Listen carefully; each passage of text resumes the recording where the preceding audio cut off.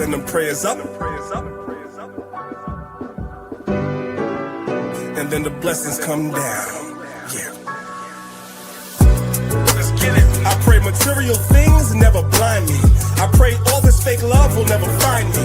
I pray I don't have fear for any other man. What I pray for the most is that you understand. I pray material things never blind me. I pray all this fake love will never find me. I pray I don't have fear for any other man. And what I pray for the most is that you understand. If you say you're a king, you gotta have the standards. I say that I pray when I don't have the answers. Don't know the way, then prayer has to come in. It's okay to pray and don't ask for nothing. Ready for war, but I pray for peace. Know the book says, don't let your prayers cease. Pray for the strength to pray for enemies. Pray to forget these childhood memories. Put on these 11s, it's the wrong shoes any day. Cowboys team, man, you're gonna lose anyway. Don't come for me, sorry, I don't got a team. Can't be MLK if I never said I got a dream. I pray to Yahweh that he bless you. I pray that you pass, cause life will test you.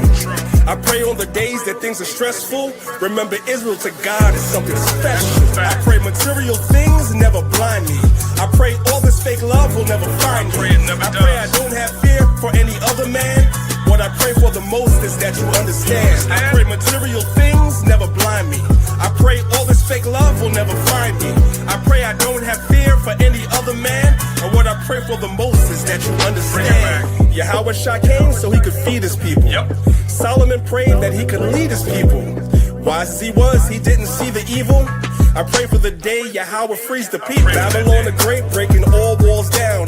Kanye's song, When It All Falls Down. I pray every day, that's a part of me, that we all celebrate like classic R&B. Cool in this gang, there's so many speakers. I pray that you learn, we have so many teachers.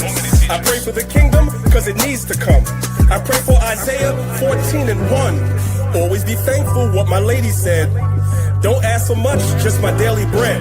I pray on the days that things are stressful. Remember, Israel to God is something special. I pray material things never blind me. I pray all this fake love will never find me. I pray I don't have fear for any other man. What I pray for the most is that you understand. I pray material things never blind me. I pray all this fake love will never find me. I pray I don't have fear for any other man. And what I pray for the most is that you understand. We send the prayers up, and then the blessings come down. Prayer's y'all weapon, y'all. Make sure you pray every single day. Don't just ask for things, but pray to the Most High to deliver us.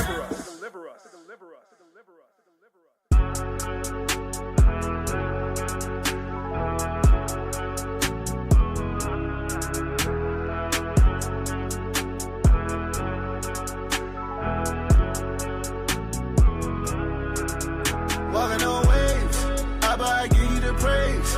I know you don't make mistakes. I should be dead in my grave because of your grace. I'm walking on waves. Nigga, he'll I keep the faith. He keeping me every day. He never let me get away, so what can I say? I'm walking away, yeah. You helped me through the impossible, God. Got me over every obstacle, God. I was a second from giving up. I kept my chin up and now I'm unstoppable, God. Though he slay me, yes, still I would trust him. In the faith that I won't leave it for nothing. Took me through all of that fire, now I made a goal and I gotta thank him for the oven. So when I'm looking like giving up, Yahweh Shai said it's him or us. When it was all on the line, you sent your son to us just to pick us up. That's the reason why I give him praise. I don't hold it down, I'ma send it up. Now I'm two stepping on water like I got the baking soda. Send away, Abba, I give you the praise. I know you don't make mistakes. I should be dead in my grave because of your grace. I'm walking on waves. Nigga, he'll I keep the faith. He keeping me every day. He never let me get away, so what can I say? I'm walking away, yeah. I'ma go hard, I don't care what it takes. Cause he took me out of that mental condition when I was still busting them plays. It was all white when I bought it, but after you rock it, it turned into beige. Give it a minute, the air dry, when it's done, then it's back to the J's. So what I'm looking like giving up, Yahweh Shai said it's him or us. When it was all up on the line, you sent your son to us just to pick us up. That's the reason why I give him praise. I don't hold it down, I'ma send him up. Now I'm two stepping on water like I got the bigger soda. Send away, Abba, I give you the praise. I know you don't make mistakes. I I should be dead in my grave because of your grace. I'm walking on waves. Thinking he'll I keep the faith. He keeping me every day. He never let me get away. So what can I say? I'm thinking of Father. Yeah, no capper, but he really stepping. Ain't sneezing, but he give me blessings. His gangsta, I know not to test it. No way. He took me from out of the dirt. Really, my picture should be on the shirt. He giving me more than what I deserve. Gotta have a mighty God just to shine like this. Watch him do wonders, not talking my wrist. Fight with my mind, no need to use fists. Unless it's a demon, he get in the biz. And I'm thankful for what he's done for me. Holy scripture keep me company. Not praising God, they no bored to me. Walking on waves, Abba, I give you the praise. I know you don't make mistakes. I should be dead in my grave because of your grace. I'm walking on waves, thinking he'll I keep the faith. He keeping me every day. He never let me get away. So what can I say? I'm walking on waves.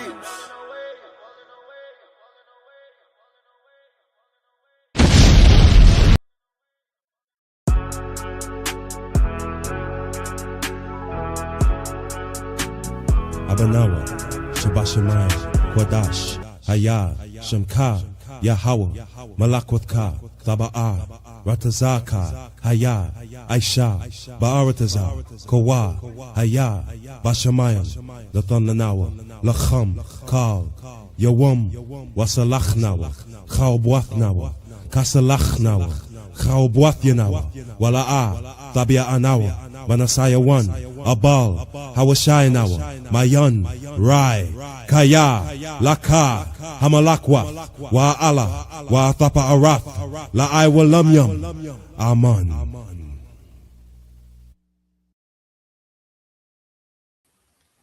Yes, Shalom family, Shalom, all praise to the Most High. Pray everybody's doing well. All right, all praise to the Most High. Forgive me, brothers and sisters. Forgive me, please. Yesterday I was supposed to do the class yesterday, but something came up. Unfortunately, I couldn't do it. Nonetheless, I'm here now, right? In the spirit of the Most High in Christ. So, without further ado, we're just gonna do the class, right? I'm praying everybody is having a blessed day, right? Getting close to the weekend. Shabbat's coming. So we should be looking forward to that. All praise to the Most High, man. When you come in, just hit the like button, right? Share, like and share, so other people get a chance to see, right? So the class is called Work Together or Die Alone. And what it's talking about is pretty much self-evident that we as a people, we got to work together. And I'm saying that in the capacity as husband and wife, man and woman, right? Because if we don't work together, the only option is death and destruction. Now, we know we got external forces that's fighting against us. We know that. We know this walk is not easy. So we kind of expect that. Mashiach told us that already, right? So we shouldn't be surprised by that. Hang on a second, Khan. We shouldn't be surprised by that, brothers and sisters, right? So without further ado, let's just get straight to it. Share my screen.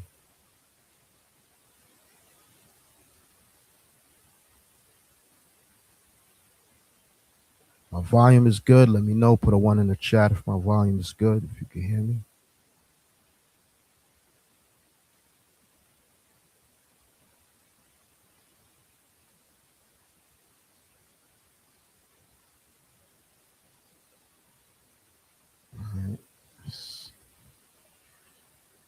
All right, just give me 1 second.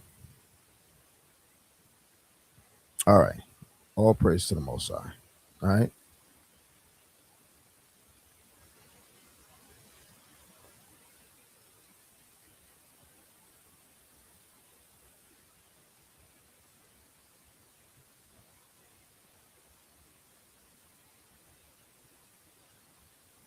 Okay, Khan.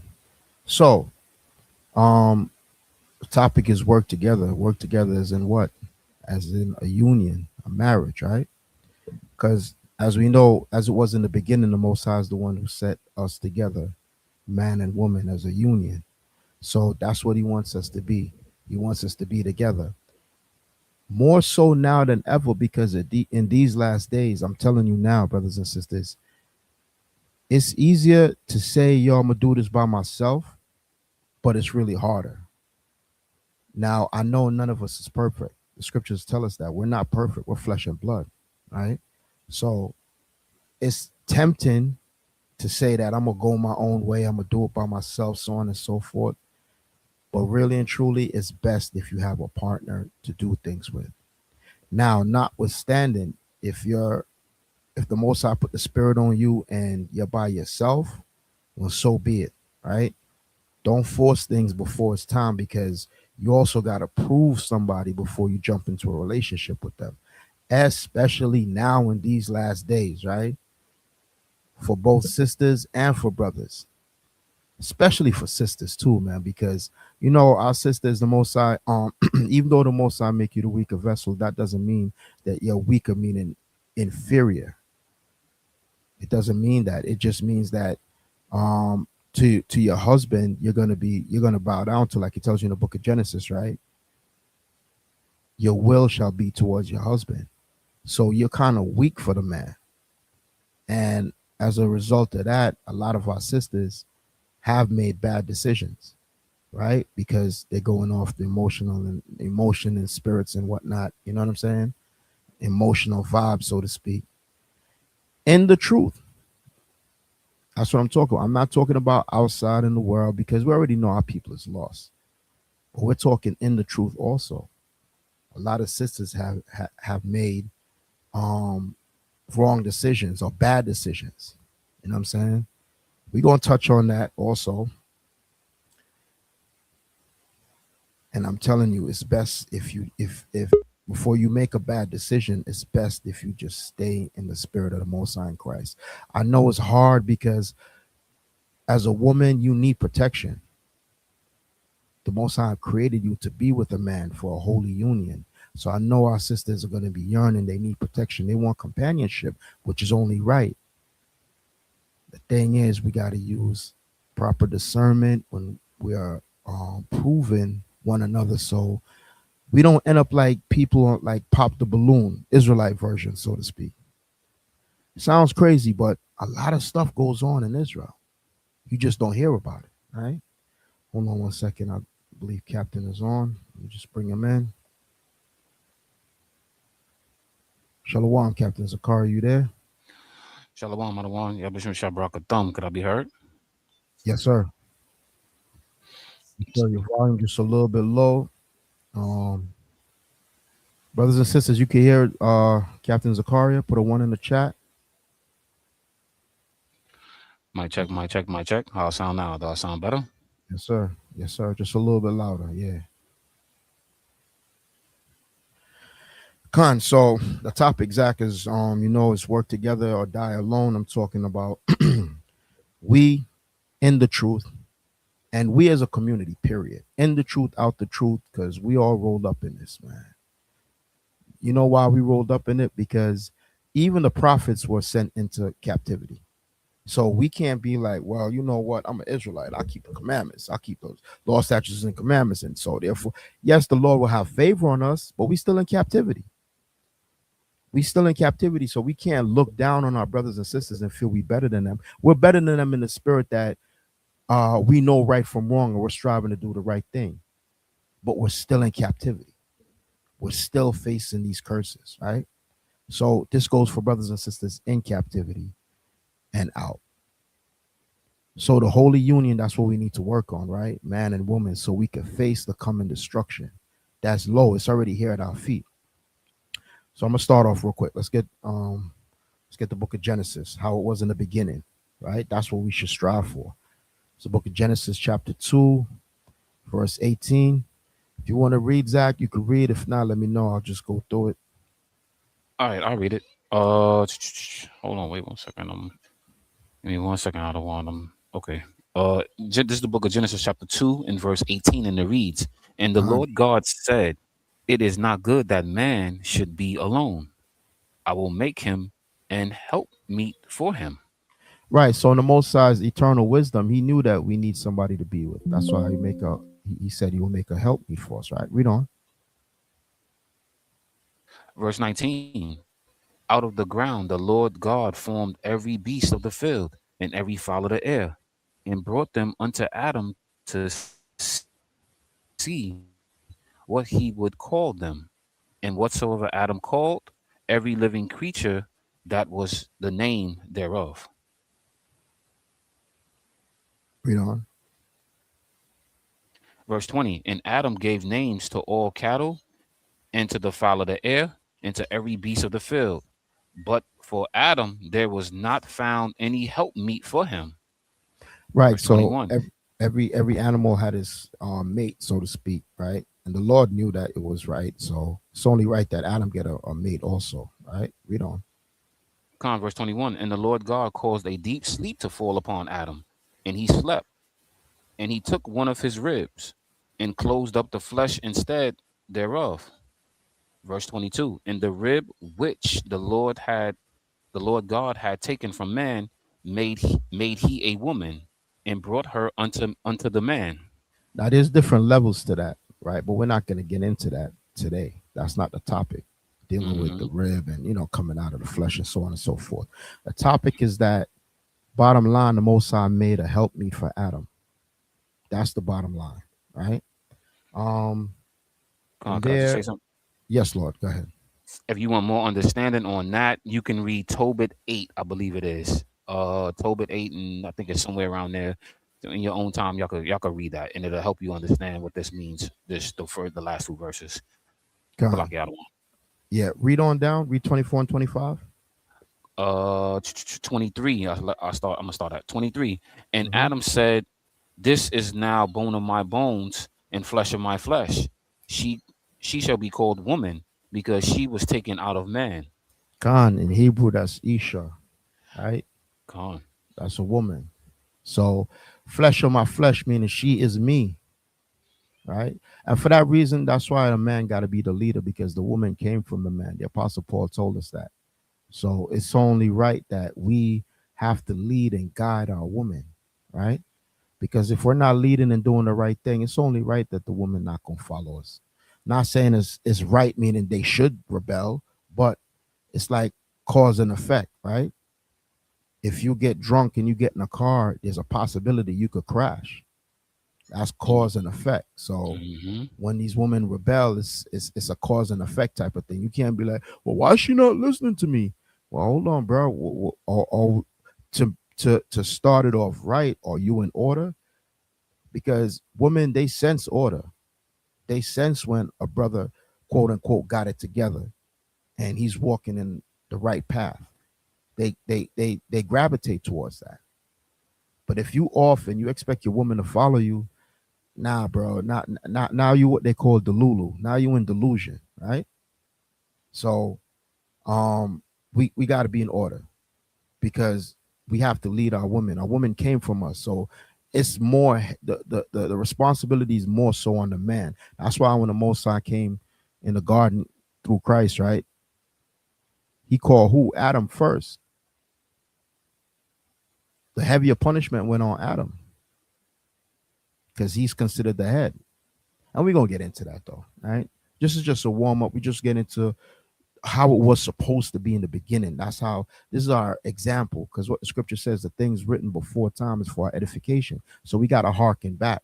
You can't look around now and think that you're going to get edification from what you see around here on social media.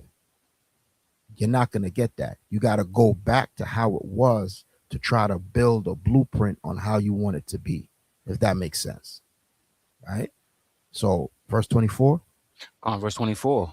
Therefore shall a man leave his father and his mother, and shall cleave unto his wife, and they shall be one flesh. So you're commanded, the Lord telling us that even from in Genesis, the Lord told us that we're supposed to be independent, supposed to leave mommy and daddy and start your own. There's a saying within our community, God bless the child that have his own. Is that right? You're supposed to start your own family. God. You understand? Now we understand living in these times financially, it might behoove you to um make sure you're financially, mentally, and spiritually stable before you start. But let's be honest, a lot of us wasn't. We was just young and wild running the streets. You know what I'm saying? We thought we was grown because we slept, we sleeping with women and sisters and this, that, the third. And the women think they grown because they got a little boyfriend here and there. But as you see, that's not how it was supposed to be in the beginning. Right? Another one. Verse 25. Verse 25. And they were both naked, and man, Salakia, they were both naked, the man and his wife, and were not ashamed.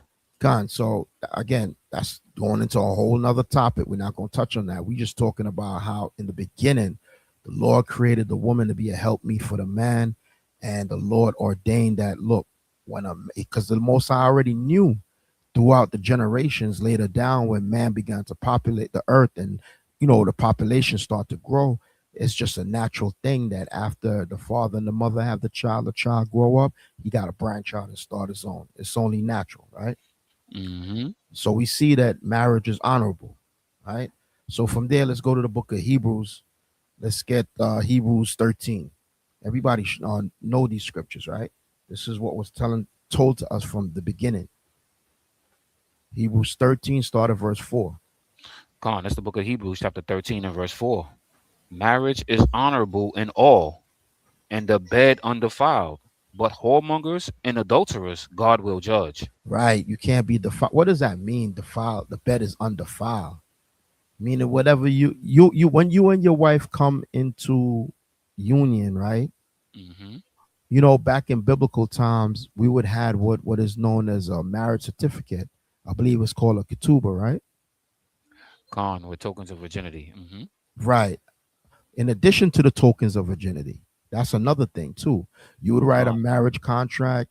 You would pay a dowry to the bride's father, right? To the woman's father, right? Because it was a big thing to get married. You got to make sure you have money. You couldn't be as they call it, a brokey and get married back then. Hell no. Father looking at you like, yo, bro, how you gonna take care of my daughter? Right? So it was an honorable thing. And also when you consummate the marriage, that's the point we're going to get into, the consummation of the marriage, right? That's when it's talking about the bed is undefiled. You got to consummate the marriage, and whatever y'all do behind closed doors, whatever y'all do, that's what y'all do. Sex is beautiful when y'all married because through procreation comes life. It also goes to says, but whoremongers and adulterers, the Most High will judge. Whoremongers meaning you're running around having sex with other people who are outside of the marriage, who you have not added to the body, meaning that if you want to have another wife or whatever the case may be, do it lawfully. Con. You ain't no player. There's no players club in the Bible. There's no players club in biblical terms, so to speak. All that is whoremongering and being an adulterer for men and for women. Right? You want to say something, King? No, I was just gonna reiterate that when it says whoremongers, that's a man that's laying around with multiple women and not making them his wife. That's what he's doing. So that's a sin. You can't do that. Side piece. Right, a side piece, right? There's no side pieces, and it's either she a wife or she a concubine. You know what I'm saying? Sex is marriage or sex is sin. It's one or the other. That's right. That's right. But we got to break that down on many levels too, because even if you're just saying, okay, sex is marriage, yes, that the consummation is marriage, but you also have to do your husbandly duties. You got to provide for the woman. You got to make sure she's good. You got to make sure that if you have children with her, you got to take care of her. Come on, bro. It's not just laying down with her and sex is marriage and that's it. Israelites love to do that. That's part of marriage. Right. Part of it. Go ahead. Right. Because you do, like you said, Adawan, you still gotta do your husbandly duties. If you're gonna lay down with this woman has to be your wife. And if there's kids, you have to take care of her kids. You have to do your responsibility. It's not just, oh, I'm gonna just lay with her, boom, boom, and that's just that's whoremongering. That's what that is. You cannot do that. Salaki Adawan. No, absolutely, absolutely. So we don't want to diverge and get into another topic whether you can have multiple wives. No, brother, only one. We're not. This is not the show for that. We're not talking about that. Tonight's class is not about that. We could do another class on that. We're talking Right. about marriage being honorable and how us as Israelites, so-called Blacks, Hispanics, Native American, we need each other. That's the topic of tonight's class, right? Work together or die alone. Or That's a die fact. alone. Yeah, and a lot of brothers and sisters are gonna die alone. Don't let that passport bro crap fool you either, man. You know what I'm Right. saying? Dudes be running around and stuff because if you're not living honorable, what the hell is a passport, dude? But a whoremonger with a passport. That's all. That's it. You understand what I'm saying? And what the heck is a woman without a husband? She's just a baby mama if she's not under the subjection of her husband or it's not with the children, the father of her children. You got to have some type of discipline and structure according to the scriptures. Calm. That's why it says, but whoremongers and adulterers the Most High will judge. That's just what it is, man. We need each other. Now, we understand in today's terms, we have blended families and so on and so forth. Okay. If a man puts away a woman for whatever reason, or when you come into this truth, and you're no longer with the husband or the father of your children, that's where mercy comes in. That's where mercy in Christ comes in because we're not supposed to be having 2 or 3 baby daddies as women. Calm. As a man, you're not supposed to be dealing with different women having multiple baby mamas. You understand? But Calm. coming out of that world that you were in, the Lord will have mercy on you and forgive you. If that's when you came into this truth, you just so happened to have multiple children. Okay, so be it. None of us is perfect, not even myself. But if you pray to the Most High, you ask for forgiveness, and the Lord join you in spirit, right? And you get married to a new man, or you know what I mean? You're a new person in Christ, and you get married. So be it. Now you have to live your life accordingly, moving forward, because you're not that old person no more, right? Calm. That's a fact. Calm. And as men, we got to love our wives because we chose to be with them, right? Let me get that in Ephesians 5. Calm on the one. Telling you, bro, it's gonna be rough, man. It's gonna be rough, man. Pray for grace, man. We gotta pray for grace, man. That's Cause it. I mean, we could, it's easy to sit here and be like, well, the sister, she had a baby before. I don't want her, right, bro. It's easy for you to say that and point the finger, right? But what if the sister, she was in the world and she repented? right. You know that old saying, the one when you point one finger at one person, there's 3 or 4 fingers pointing back at you, right? Now, it's not like the sister's a repented Israelite and she's running around having babies by different Israelites. Now that's off. That's wicked. Now that we got to put away. That's how you put away evil from amongst the congregation. No, we don't promote that. But what I am saying, you coming out of the world and how you were living, you can't change your past. That's just what it is. But you're a new creature in Christ, so you got to move forward, right? So therefore, you don't do the things you used to do. You put away that old man. And that old woman too. We won. Yep.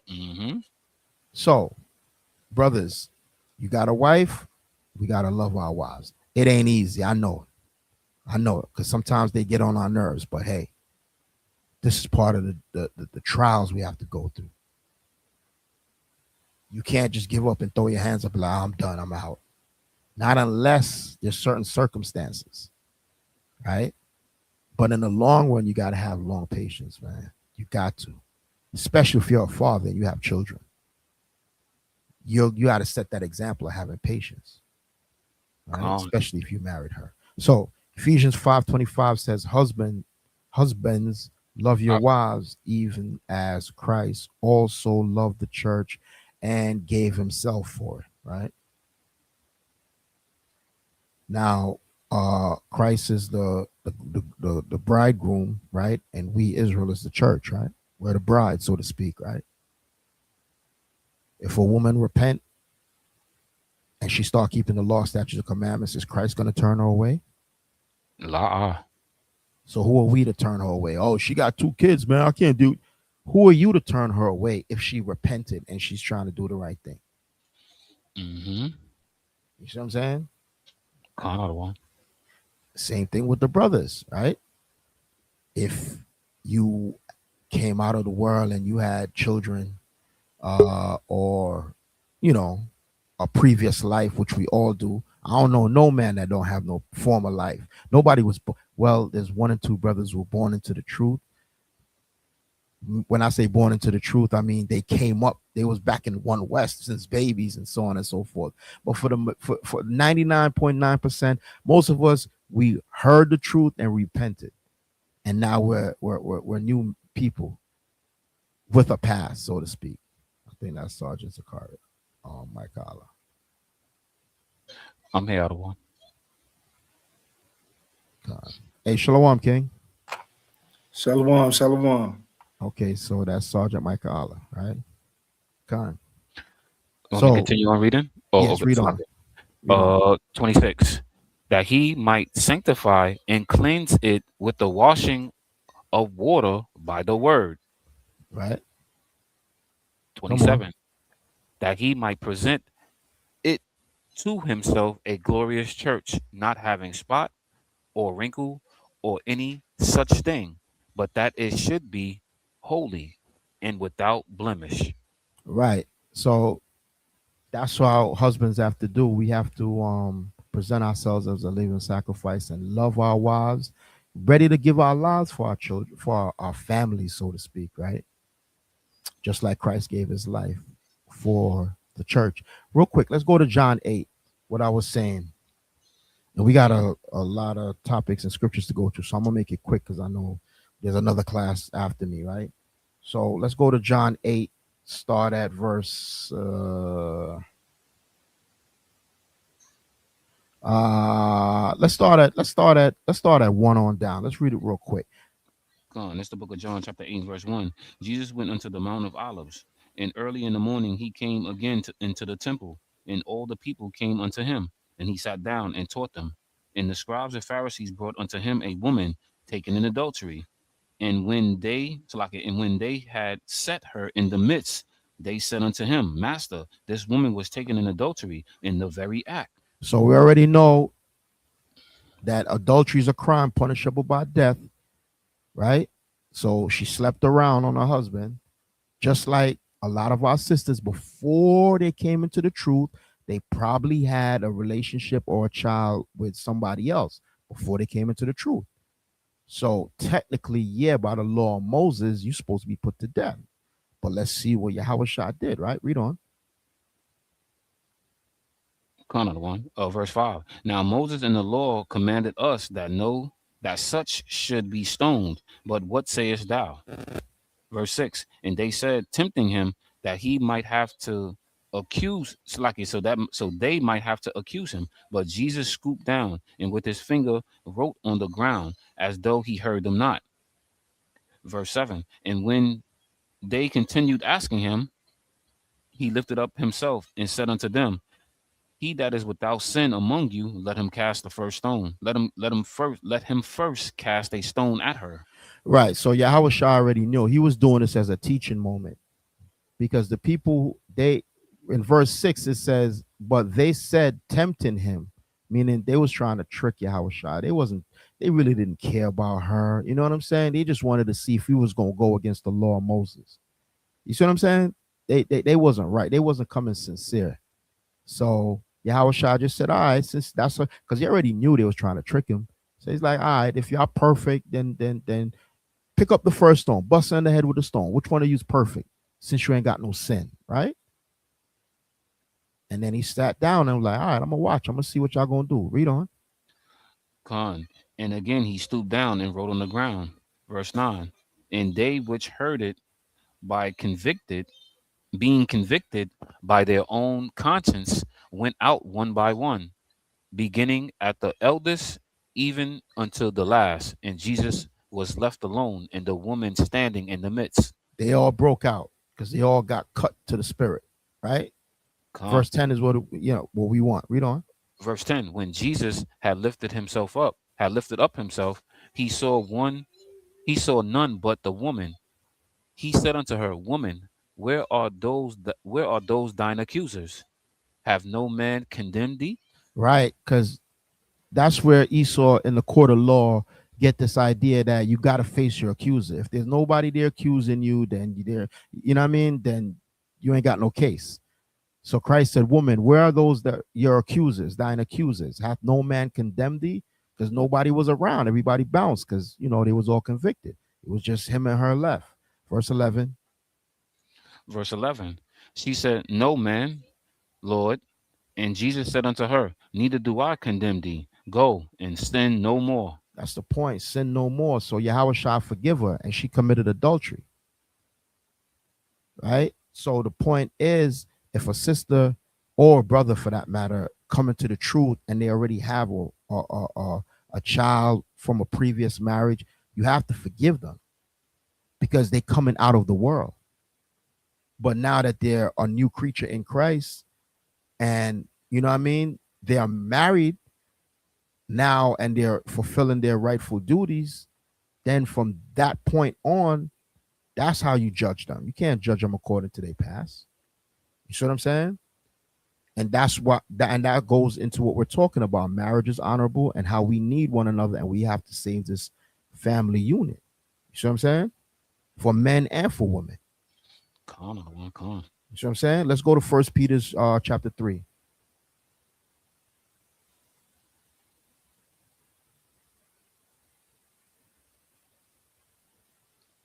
Let's get let me see.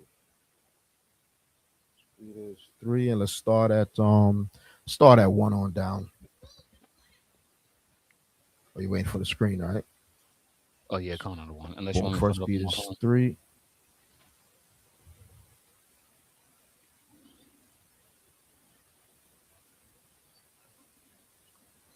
So start at 1.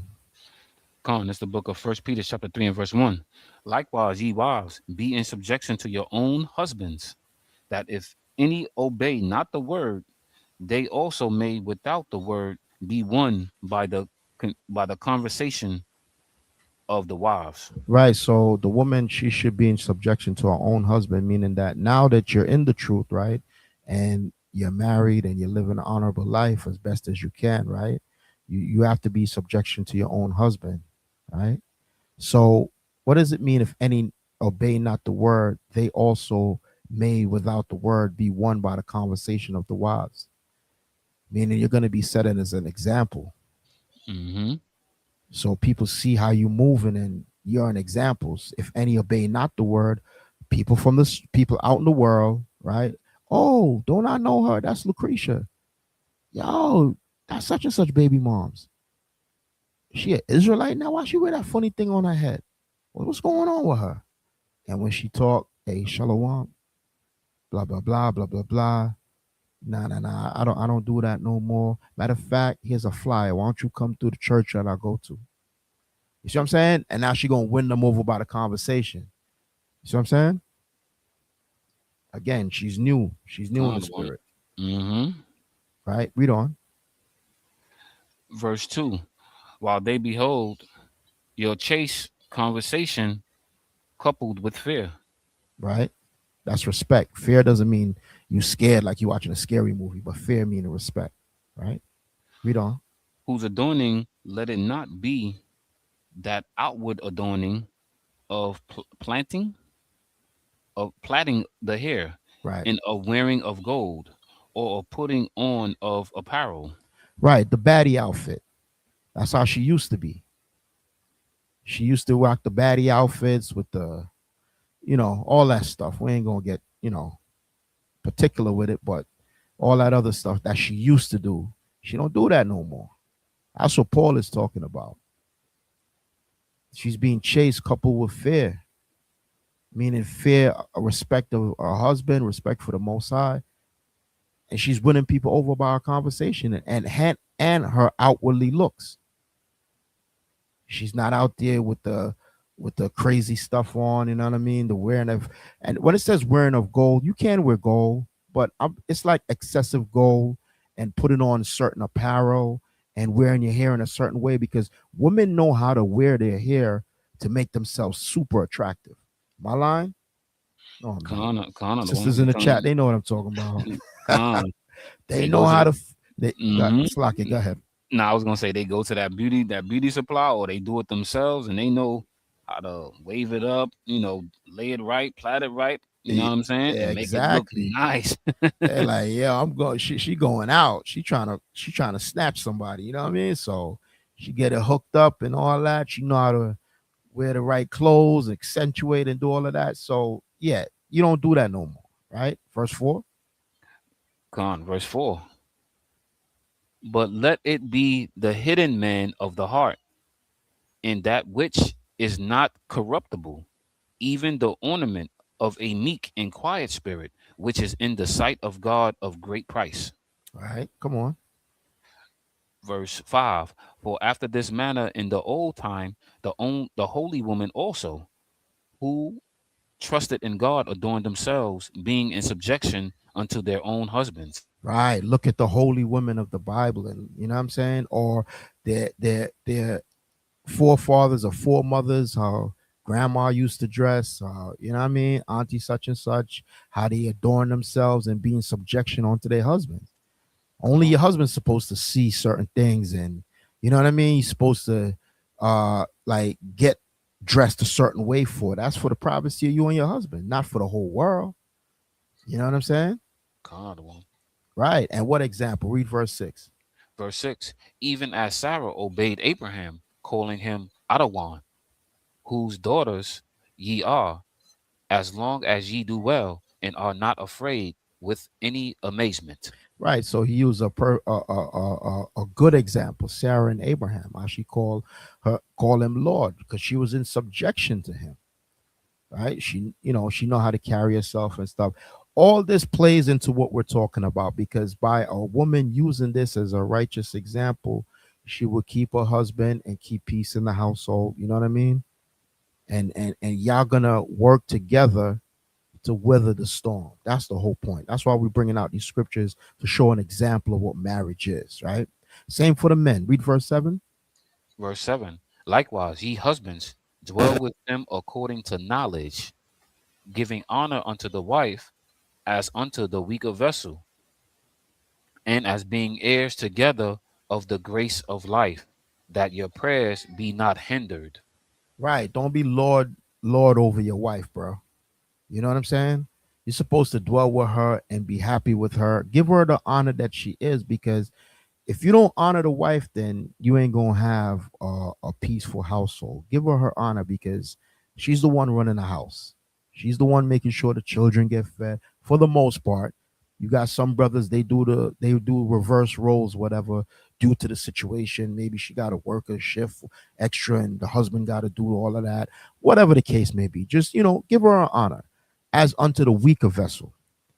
You know that the man is the stronger, right, physically, so to speak, and the woman is the weaker, but y'all complement each other, and you give her honor.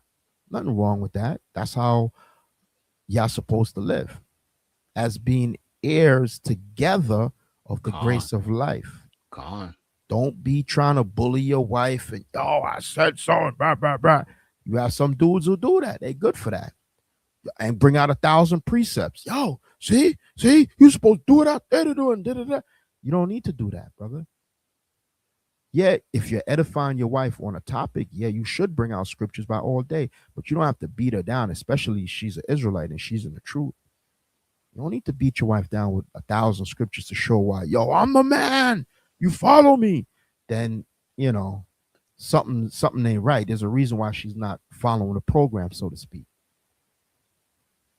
We already read the scripture that says the woman should be subject unto the man. So she knows she's supposed to subject herself to you, but something is going on right there that, you know what I'm saying? Through fasting and prayer and so on and so forth, y'all work it out. So this is like the blueprint for one another, right? Read verse 8. Verse 8. Finally, be ye all of one mind, having compassion one of another, love as brethren, be pitiful, be courteous. Right. Show love to one another. Be on one mind. Read verse 9. Verse 9. Not rendering evil for evil, or railing for railing, but counterwise blessing, knowing that ye are thereunto called, that ye should inherit a blessing. Right. Because the back and forth, they get crazy. They get crazy for everybody, even myself too. Sometimes you get in an argument with your wife and the back and forth, but as the man that there's a certain level to cut it off. You know what I mean? So that she will come down because she follows you. So if you match the energy and keep turn it up, then she's gonna try to follow. You know what I mean? But if you dictate and lead it, like, all right, you know how to diffuse the situation and bring it down. You know what I mean? And again, it could be something that's going on that's doing that. As a matter of fact, let's go to 1 Corinthians 7. God, oh my God. 1 Corinthians chapter 7. Start at verse 3. This is the book of 1 Corinthians chapter 7 and verse 3. Let the husband render unto the wife due benevolence, and likewise also the wife unto the husband.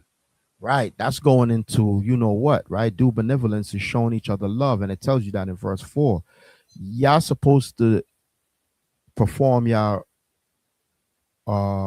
matrimonial duties, your husbandly duties, and wifely duties. Your union duties. Mm-hmm. Exactly. Because it tells you, read verse 4. Verse 4. The wife have not power of her own body, but the husband. And likewise also the husband have not power of his own body, but the wife. So y'all both subject to one another. You see what I'm saying? Read verse 5. Verse 5. Defraud ye not one the other, except it be with consent for a time, that ye may give yourselves to fasting and prayer, and come together again, that Satan tempt you not for your inconsistency. Incontinencies. Right. So basically, you're not supposed to defraud one another because, in the world, sometimes a woman is mad and she holds sex as a weapon against a man. We know that. Men, we know that, right? And also, you can flip the coin. Sometimes a man be like, nah, but it be rare because a man, he ready on go most of the times, right? You know what I mean? He ain't go try to hold back from his wife. But sometimes, every now and then, a man be like, nah, I'm not dealing with her. You know what I'm saying? But for the most part, it be the wife, she be holding back. So Paul is saying, defraud ye not one another, except it be for consent for a time. Y'all both agree, all right, we're going to take a break. We're going through something. And when y'all do take a break, you're supposed to give yourselves the fasting and prayer. And then come back together again, that Satan tempt you not for your incontinency. Incontinency meaning your ability not to fast or abstain from it. Because when you're incontinent, I mean you can't control yourself. Right? So you gotta, fast and pray, and then you come back. So these are all examples of what marriage should look like, so we could be stronger, right? As a family, as a unit. And throughout the scriptures is numerous examples of people we should look up to on how to base our marriage, right? From Abraham and Sarah, right? When you read Genesis 17, right? Abraham, Sarah called Abraham Lord, and how did she love him, right? Isaac and Rebecca, right? Matter of fact, let's go to Genesis 24. Just one verse I want out of that. Salakia, Adawan, I got a quick question for you. Yes, sir. When you do perform those duties, isn't it like it's like the married couple is coming together all over again every time? Exactly, because you're making that union, because pursuant to Genesis 2, when it says the two shall be one flesh. Yeah, so y'all reconsecrating the marriage all over again. That's why, you know what I mean? After y'all do that, there'll be peace in the house, right? After y'all do that, it'll be peace in the house. Cook you a steak, whatever the case may be. Yeah, I'm saying rub your back because y'all at peace because the two became one, right? And also, look at this Genesis 24:67. This is another good example of our forefathers and foremothers. Read that. Con, it's the book of Genesis, chapter 24, verse 67, and it reads, And Isaac brought her into his mother Sarah's tent, and took Rebekah, and Uh she huh. became his wife. Right. So Isaac took Rebekah and she became his wife. Read on. And he loved her. There you go. He loved his wife. Right. Read on. And Isaac was comforted after his mother's death. Right. So that's another example of the husband loving the wife righteously. So at the time, Isaac was mourning his mom's death, Sarah, right? And Rebecca, he took her as his wife, and she, he loved her, and by him loving her, he was comforted. You see what I'm saying? So that's another example of a marriage that we should emulate. Same thing with Boaz and Ruth. Same thing with Elkanah and Hannah. We could get that too. That's First Samuel, real quick. These are just examples of what we should look up to, so that when problems come, we could look back and say, "Hey, that's a strong couple. This is what I need to work towards," because they faced adversity, right? Isaac lost his mom. Sarah, she couldn't have children. You know what I mean? Whatever you're going through now, you look back and you say, "Yes, my forefathers, they went through something similar. Let me see how they pulled through it." You know what I'm saying? Whether it be arguing and fighting or whatever the case may be. Right? Con, can I add something out of one before you go? Yes, of course. So right there in that verse, it shows you how powerful unity and coming together as one is, because it comforted Isaac during the time when his mother passed. Like, if you know anything about men and their mothers, it's kind of like a unspoken rule. Like he be connected to his moms. He be loving his moms. Not only that, if you read the story of I think that's Genesis 25, you'll see how Rebecca was with Jacob.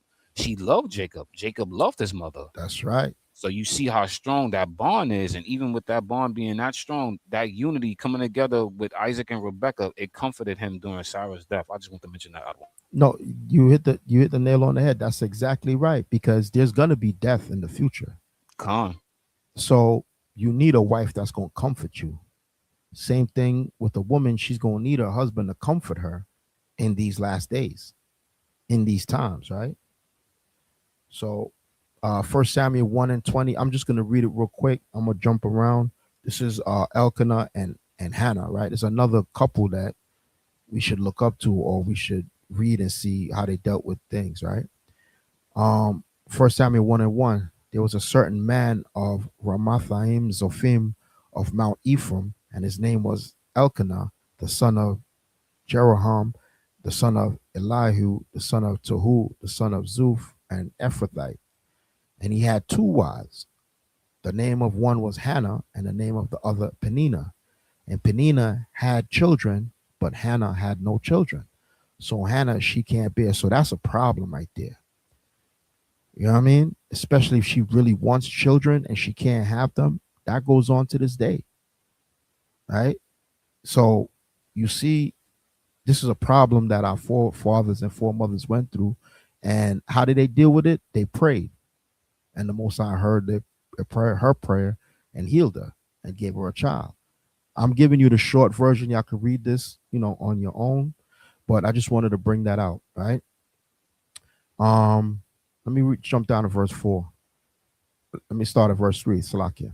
And this man went up out of his city yearly to worship and sacrifice unto the Lord of hosts in Shiloh.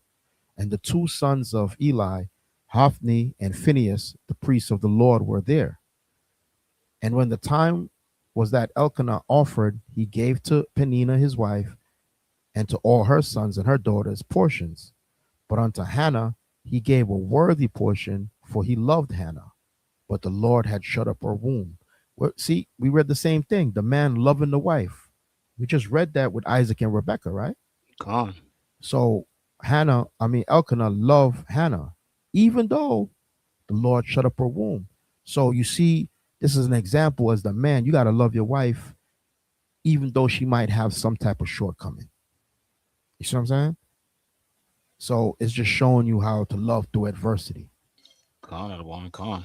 Verse 6, and her adversary also provoked her sore for to make her fret because the Lord had shut up her womb.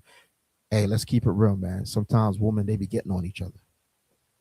And it shows you that women be fighting with one another. You know what I mean? Even women in the scriptures. So you show it's a natural thing, right? She was probably making fun of her and all that, man. But hey, it is what it is, man. It says also provoked her sore. Yeah, so provoked obviously her, yeah. obviously she was doing something. She was doing something. Yeah. Verse 7. As he did so year by year, so what Salakia, when she went up to the house of the Lord, so she provoked her, therefore she wept and did not eat. So she was upset to the point she started crying and she wouldn't eat. Then said Elkanah, her husband, to her, Hannah, why weepest thou? And why eatest thou not? And why is thy heart grieved? Am I not better to thee than 10 sons? So Hannah rose up after they had eaten in Shiloh and after they had drunk.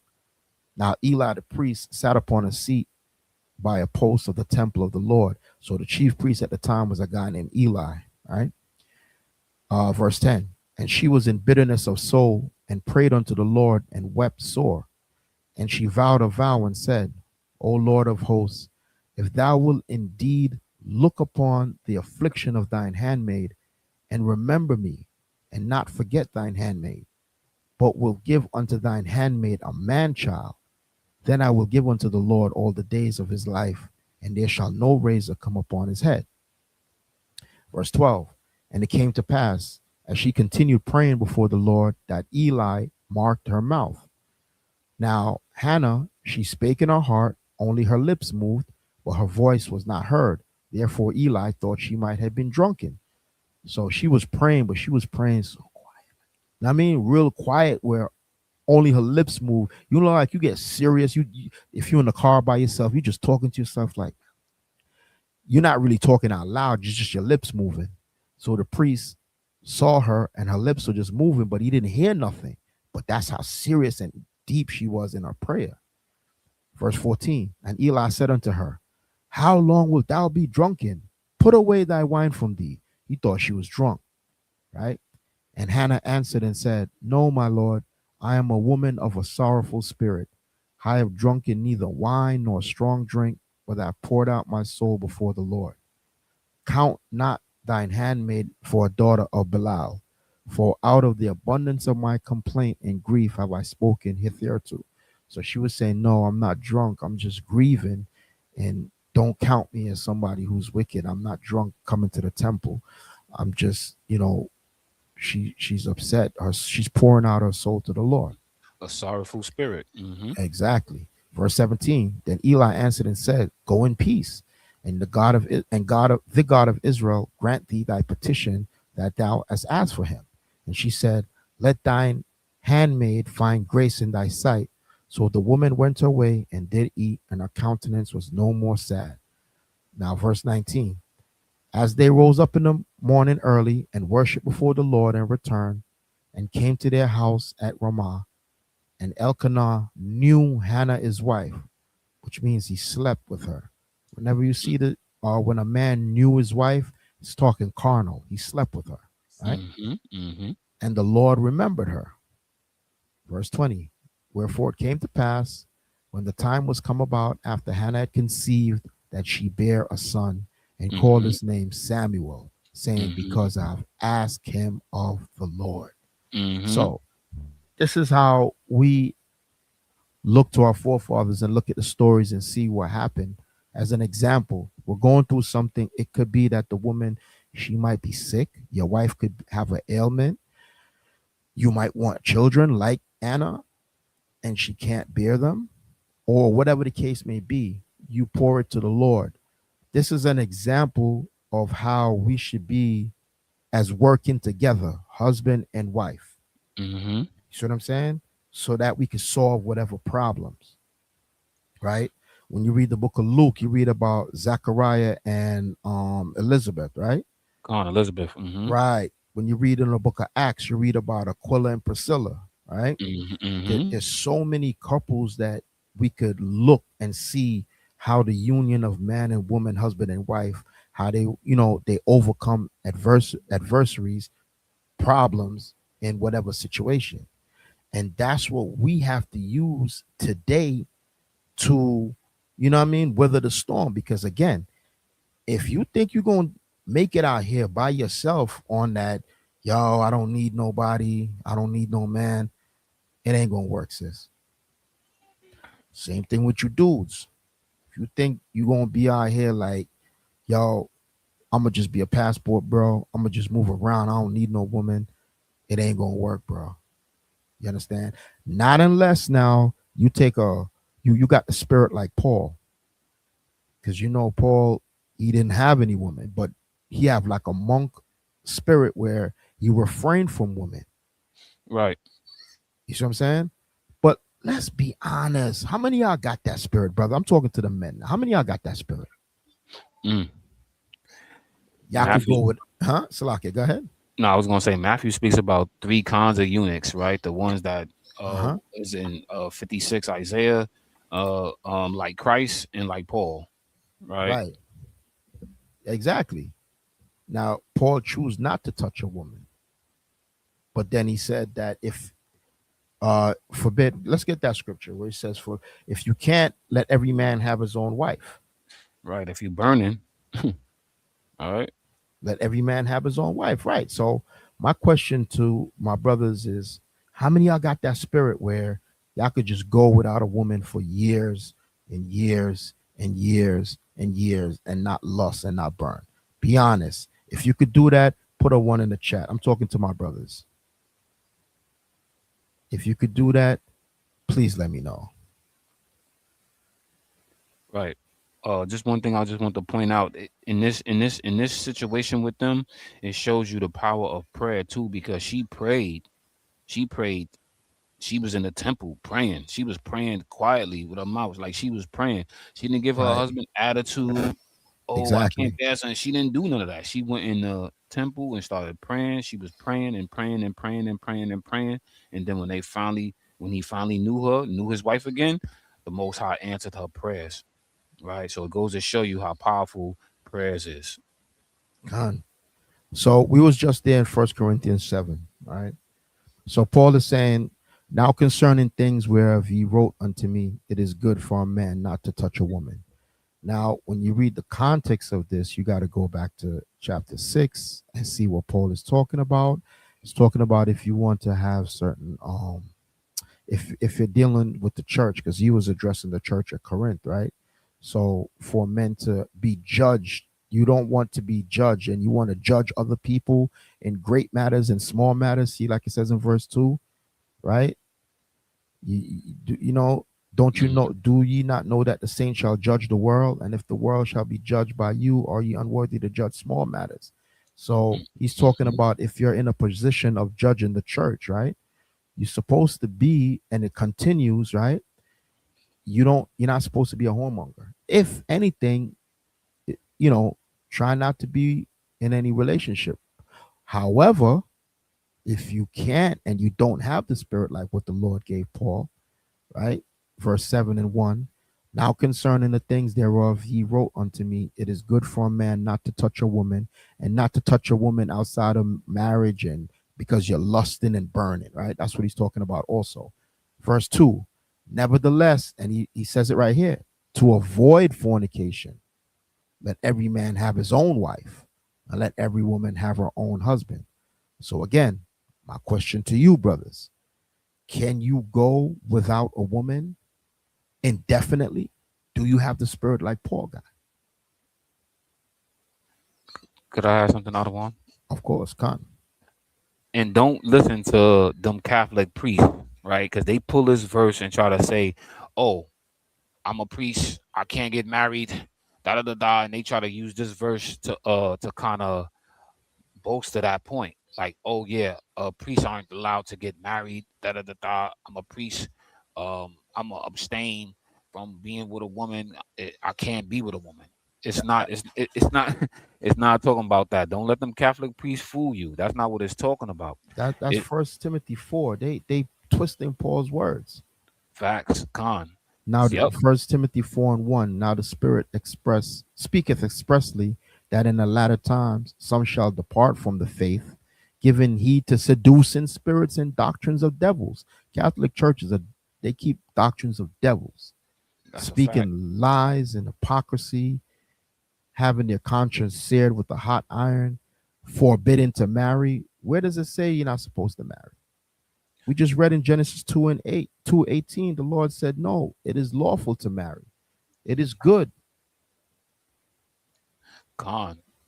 And you see, that's why they got the highest rate of pedophiles, right? They got the highest rate of rapes and attacking the nuns and all of that, because like the elder said, it's very hard for a man to abstain from being, in that bond with a woman, because that's his opposite. He's supposed to want to bond with her or a woman, right?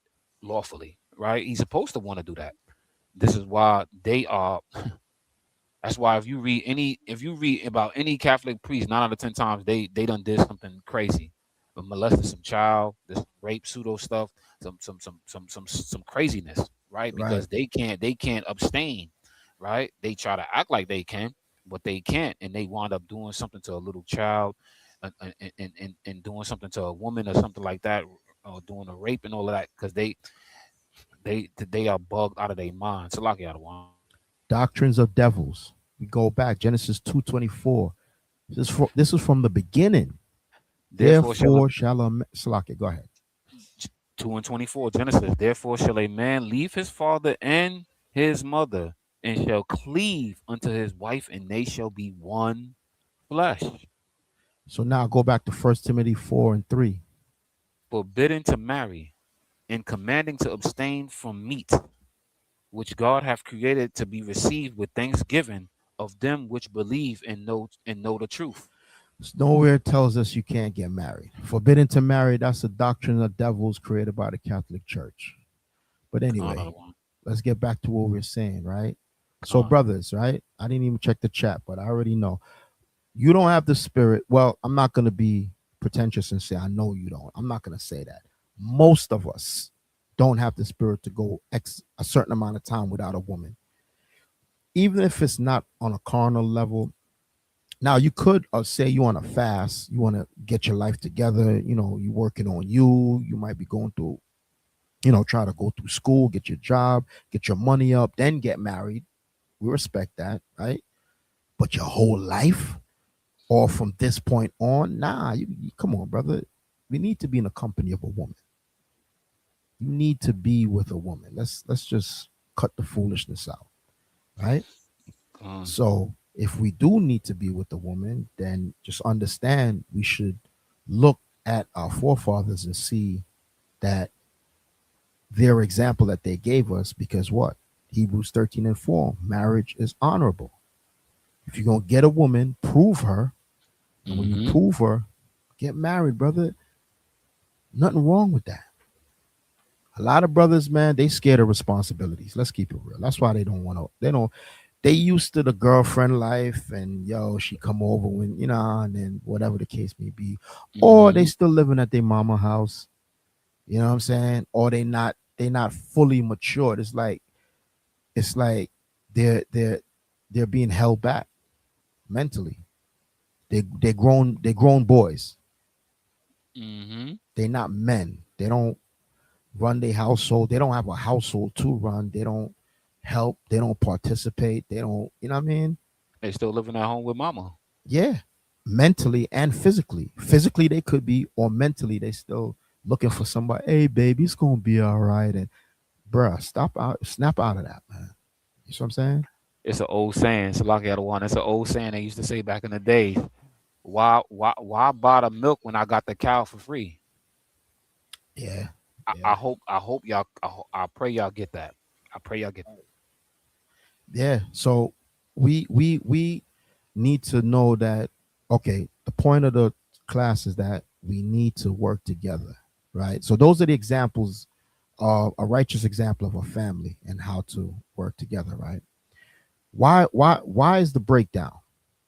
Why are we not doing the things that the scriptures told us to do? Why we don't see a lot of Sarahs out here, a lot of Rebeccas, a lot of Hannahs? Why we don't see a lot of Isaacs? Why we don't see a lot of Jacobs? Why we don't see a lot of Elkanahs? You see what I'm saying? Something happened along the way, right?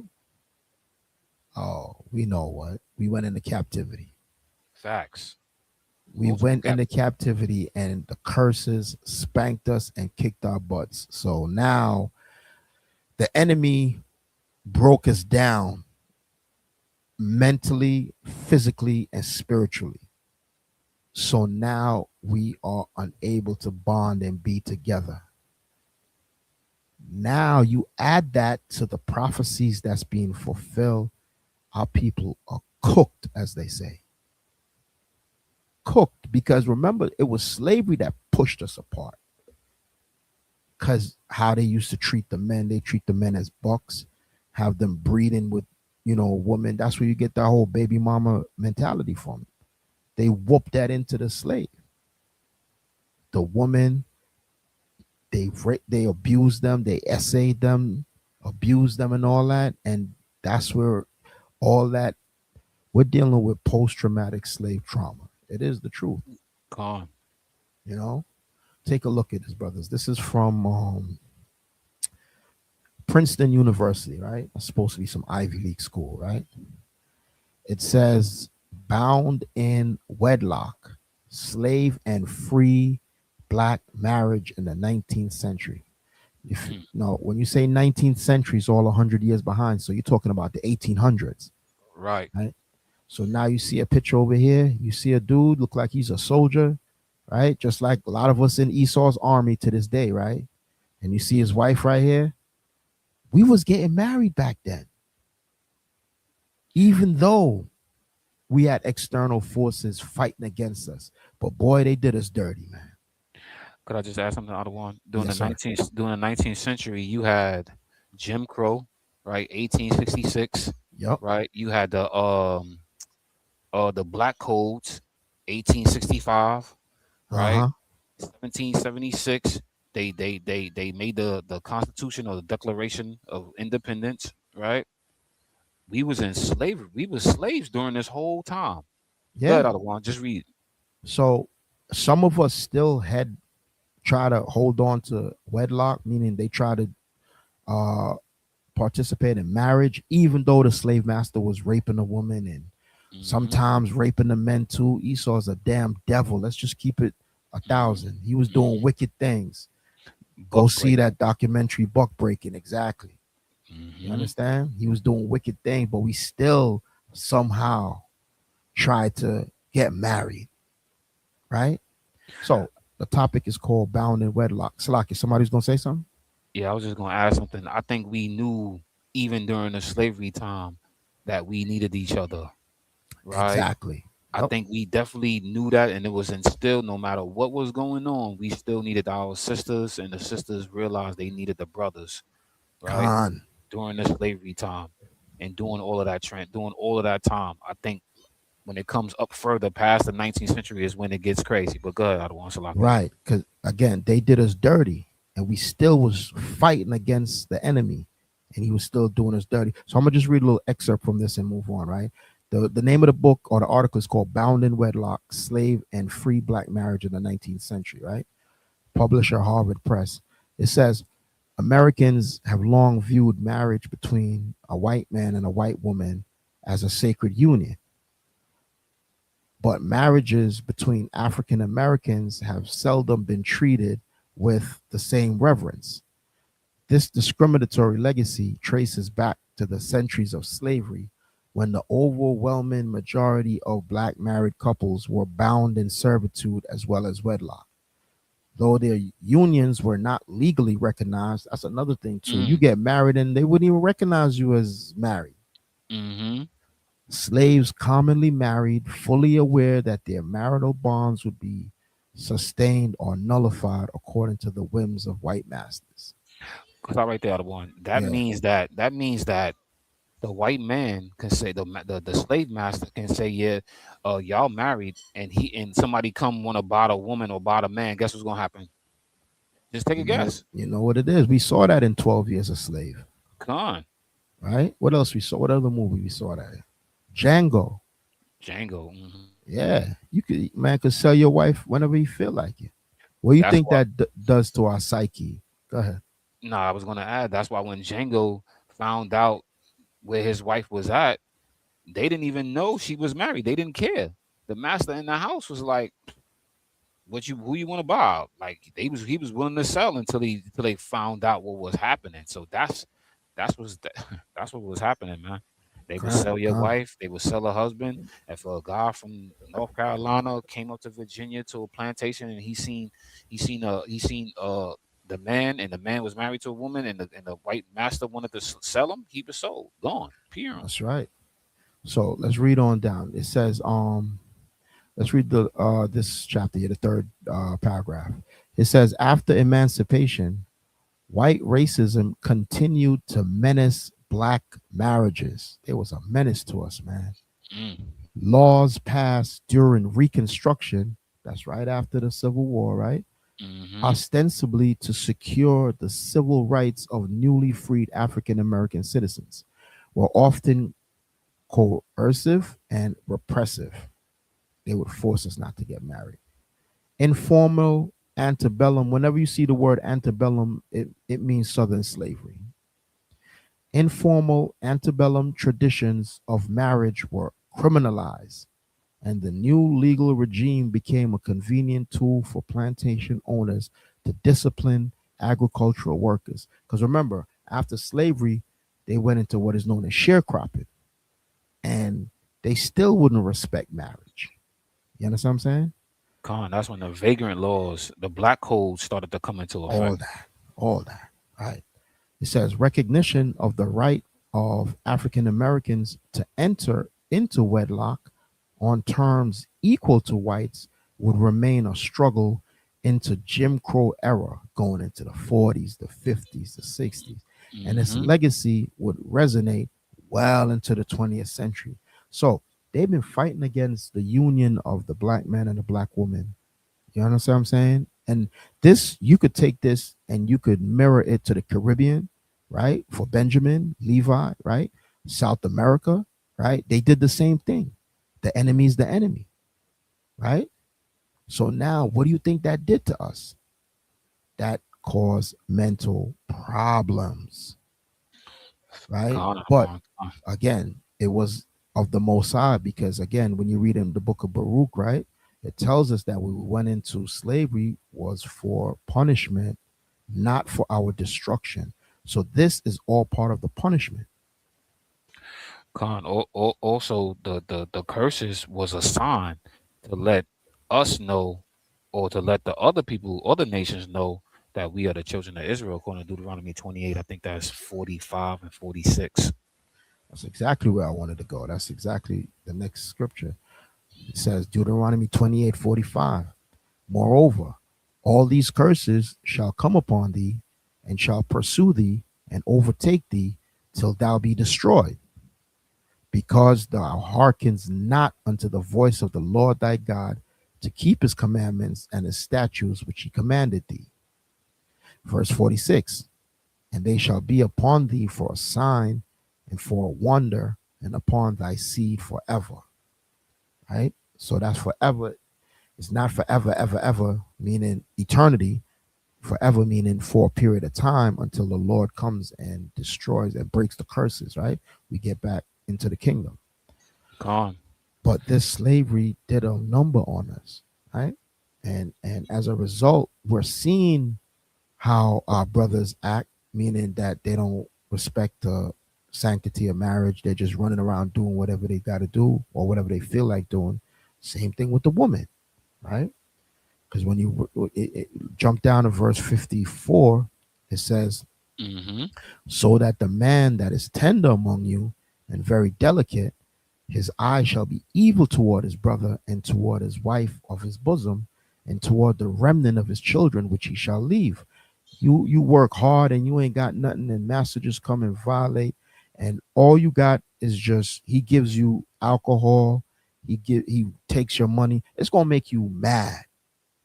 But the thing is, they got us to fight one another, and so we were turning against each other, even from that time.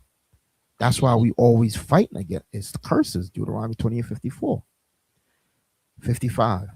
So that he will not give to any of them of the flesh of his children whom he shall eat, because he hath nothing left him in the siege and in the straitness wherewith thine enemy shall distress thee in all thy gates. Now we were distressed. Now this prophecy or this curse right here is twofold. We were at the time we were remember the Israelites, they were besieged. I forget, it was a time of forget what king it was, but we were surrounded by enemies and we were starved out and we were distressed in our gates and we resorted to cannibalism.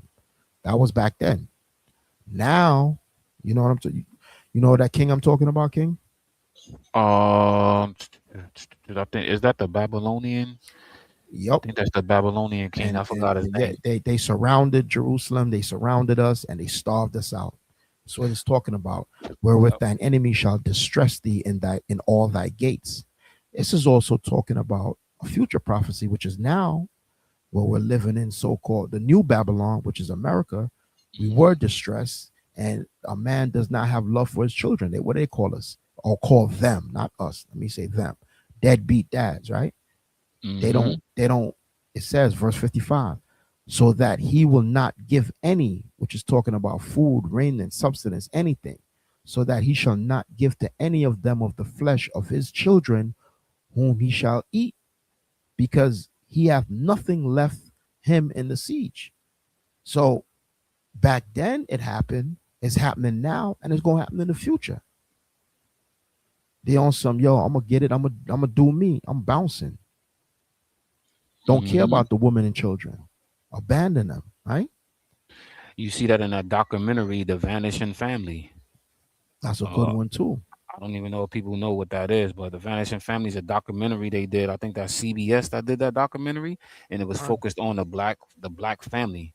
How the women said, "Oh, I don't need a husband," and how the man said, "Oh, I want baby mamas." Right? Exactly. That's what we're gonna get into. If somebody could put that in the chat, that would be great.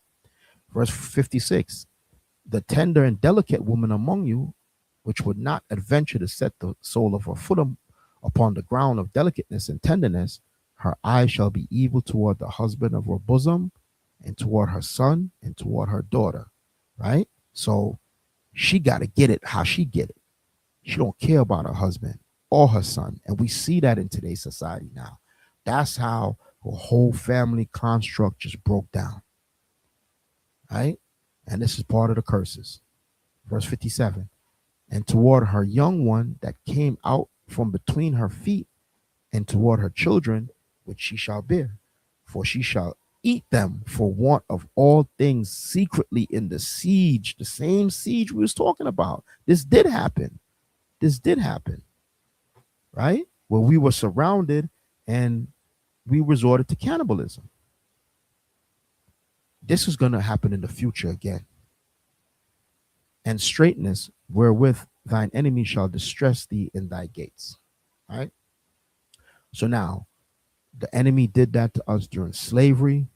And right, remember, we were supposed to be freed and out of slavery, and they still jerked us in the sharecropping thing. Right. Watch this video, brothers and sisters, about sharecropping. Let me know if y'all can hear it. Let me know if the volume. 9. 9, do you go to school? You can hear that, Zach? Kind of the one. I can hear it. All right. So this is about sharecropping. Look how they had our people, man. Look how they had our people. Jerome, how old are you? 9. 9, do you go to school? Yes. Where do you go to school, Jerome? At the Overtureville Elementary School. I see. What is your sister's name? Lois. That's Lois. And what are your other sisters' names? Catherine. And Beulah. Catherine and Beulah. What happened to your foot, Jerome? Dig a nail in at the bottom one shot. Look at that, man. See, That's crazy. That's how they had our people, man. Forget about healthcare and all of that. We have to heal ourselves with herbs and off the land, because ain't no hospital, ain't no nothing like that. And there's no father there. Drove a nail in out by the wash house. What did your mother do for that? She put some alcohol on it Where do you sleep, Jerome? in his bed. You have this big bed? Yes, What happened? How did you get that hole in that bed there, Jerome? the rats, The what? rats. Now, Jerome, you are taking care of Kathy, of Beulah, and Lois. Yes, Now, are you going to give them lunch today? yes. Look at the babies, man. And he got to be the man of the house. He got to help his mom to take care of them. That's the same thing going on right now. You see, that's why we got to stick together, man. Because if not, this is what's going to happen, like it's happening right now, and it's going to happen in the future. Crazy. What are you going to feed them? I don't know. Do you have any food here to give them? Yes. I see. What time does your mother come home? I don't know. The following day, Aline King, the mother of Jerome, Kathy, Lois, and Beulah, again was picking beans. Aileen King, I saw your children yesterday at the Okeechobee camp. Why didn't you put them in the nursery? I don't make enough to pay for it. Kind of. That's like nowadays, yo. Why your kids ain't in daycare? Because we ain't got no money, bruh. You understand what I'm saying? We ain't got no money. That's why daycare back then was a major problem, just like daycare is. You heard what the sister said. Let me play it again. He asked her some stupid question. Okeechobee camp. Why didn't you put them in the nursery? Why didn't you put them in the I nursery? don't make enough to pay for it. How much does it cost to put them in? 85 cents. 85 cents. That's right. Aileen, what time did you come out the field this morning? 6 o'clock. What time will you get home? About 3:30, 4 o'clock. 6 o'clock. And she getting home 3:34. Right? So all day from sun up, because the sun probably get up around 6 in the morning, right? She gone. These little babies got to fend for themselves. 6 this morning to 4 o'clock this afternoon. That's right. How much did you earn? $1. $1? That's right. $1. $1. Is that because the beans were of poor quality? That's right. Has this happened before? That's right. How much will your food cost you today? About $2. Aileen, how old are you? 29. How many children do you have? 14. I know y'all heard that, right? This sister got 14. 14. You understand? And the devil want to tell you pull yourself up by your bootstraps. How you have the audacity to say something like that to somebody like us? That's crazy. Yeah. Who to know if she wasn't essayed or whatever the case may be, or you know what I'm saying? Our people had us in horrible conditions, but the Lord still deliver us. Right? God. But the point is, we don't, if it be the Lord will, strengthen the bond with you and your wife and your family, so that we don't go through this in the future, because the hard times is coming. You see what I'm saying? Also, you don't see the father around. These dudes probably hung him, killed him, lynched him. Exactly. You never know. But I would dare to say, yes, they did. Yep. You see what I'm saying? And that's going to get into another topic. How old were you when you first started working in the fields? 8. You've been working 21 years in the fields? That's right. Aileen, do you ever think you'll be able to get out of this kind of work? No, sir. See what I'm saying? Our enemy just did that to our people, man. She don't feel as though she could get out of that work. You see what I'm saying? So this is part of the external forces that was part of the curses, part of the enemy fighting against the family, fighting against the matrimony of marriage between a man and a woman. So the man ain't there and just using and abusing the woman and children. You see what I'm saying? Now, how many I know about the Man in the House Act, which everybody knows about it, right? Mm-hmm. Let's touch on that real quick. This is the Man in the House Act that kicked men out of the house. We all know about it, but sometimes just meditating and watching it again, it'll light a fire in your spirit. You see what I'm saying? Gone. And it says 101. How to destroy the black family and kill the black man. There you go. Man in the House rule was written to prevent welfare cheating, to make sure that aid to families with dependent children would go only to families headed by mothers. But the effect of the Man in the House rule is to create for children an atmosphere of investigation and surveillance. And thus, the welfare system in its operation turns out to be a system to make life harder for children. The welfare system helps the disintegration of the American family. It offers money to families if the fathers will leave them and stay away, in that sense undoing the very stability of the family and taking away one of the two parents the children, of course, need. And what I have seen, I'm afraid to say, all over the country is that the legal system works against the best kind of home for these children. Well, duh. That's what it was created for. Living. So we have laws that's being passed, unrighteous laws that's being passed against our people to break up marriage, right? We got them abusing our women and children, having them work to death and robbing them of their wages, right? What else they got that's fighting against us as a family, right? They got something like this. They got this. Who remember this? Who knows what this picture is about? That's Women, black feminism. Feminism, right? yep. Women feminism. Mm-hmm. This devil right here, her name is Gloria Steinem, which y'all should know already, right? They said she was a CIA operative. Who knows, right? And then this sister right here caught up with her. What are you doing with her, sis? That helped to push about the wedge between the man and the woman. You see what I'm saying? That helped to further push this curse where it says the tender and delicate woman among you, which would not have ventured to set her sole of her foot upon the ground for delicate and tenderness. She ain't delicate or tender. She don't have a delicate spirit. She got a war spirit. Mm-hmm. See how she got her hand? It's war. Let the men go to war, sis. That's not your job, sis. You see what I'm saying? Mm-hmm. So feminism came in and further put a nail in the coffin of marriage with the so-called the black man, woman, and child, right?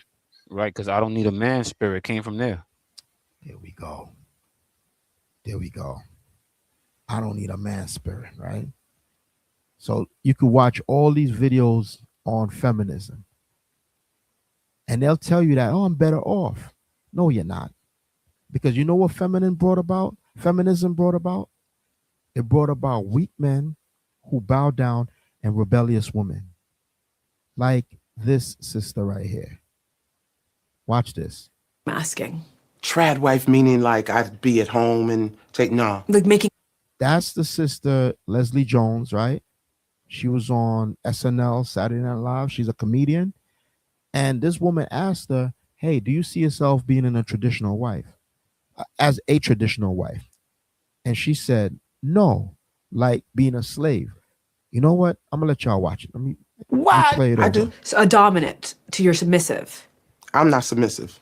Whoa. You heard what she said? She said she's not submissive. But hold on, Captain. Didn't we read in the Bible where it says women should submit to their husbands righteously? Come on. She got a can of man spirit. All right, let's finish watching this. Could you be a trad wife is what I'm asking. A trad wife, trad short for traditional. Trad wife meaning like I'd be at home and take no. Like making Oreos from scratch. I don't absolutely not. Why not? Because that's not who the I am. And my daddy didn't raise me like that. To be a trad wife. To be anybody's wife. Your daddy failed you, sis. I'm sorry. To be anybody's wife is a wow answer. That is crazy. Great. So your daddy raised you to be a lesbian? Salaki, you were saying something, Sergeant? No, I was just saying that's crazy. Bro, the things this woman said out of her mouth, she said, my daddy didn't raise me to be anybody's wife. What the hell did your daddy raise you to be? An Amazon warrior? For real. And where was your mother at allowing him to do that? Like, that's crazy. That's crazy work. But you see how we slow walking it, how we got to where we are right now, from slavery, sharecropping, feminism, all the stuff to pull us apart, the No Man in the House Act, all that plays a part into what we are seeing right here, right now. Khan, and the vanishing family is just before this period here, because I'm pretty sure this period is now in this time and age. The vanishing family is in the 80s. In the 80s, this just happened. She just made these statements about a month ago. Gone.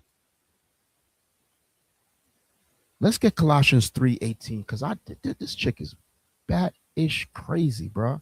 Office, I don't know what. Let's get Colossians 3:18. I know I'm not going crazy. What does that say, Captain? Gone. That's the book of Colossians chapter 3, verse 18, and it reads, wives, submit yourselves unto your own husbands, as it is fit in the Lord. You see what I'm saying? So that's a righteous thing. So who taught you, sis? Or better yet, who hurt you? That's what I should say, right? For real.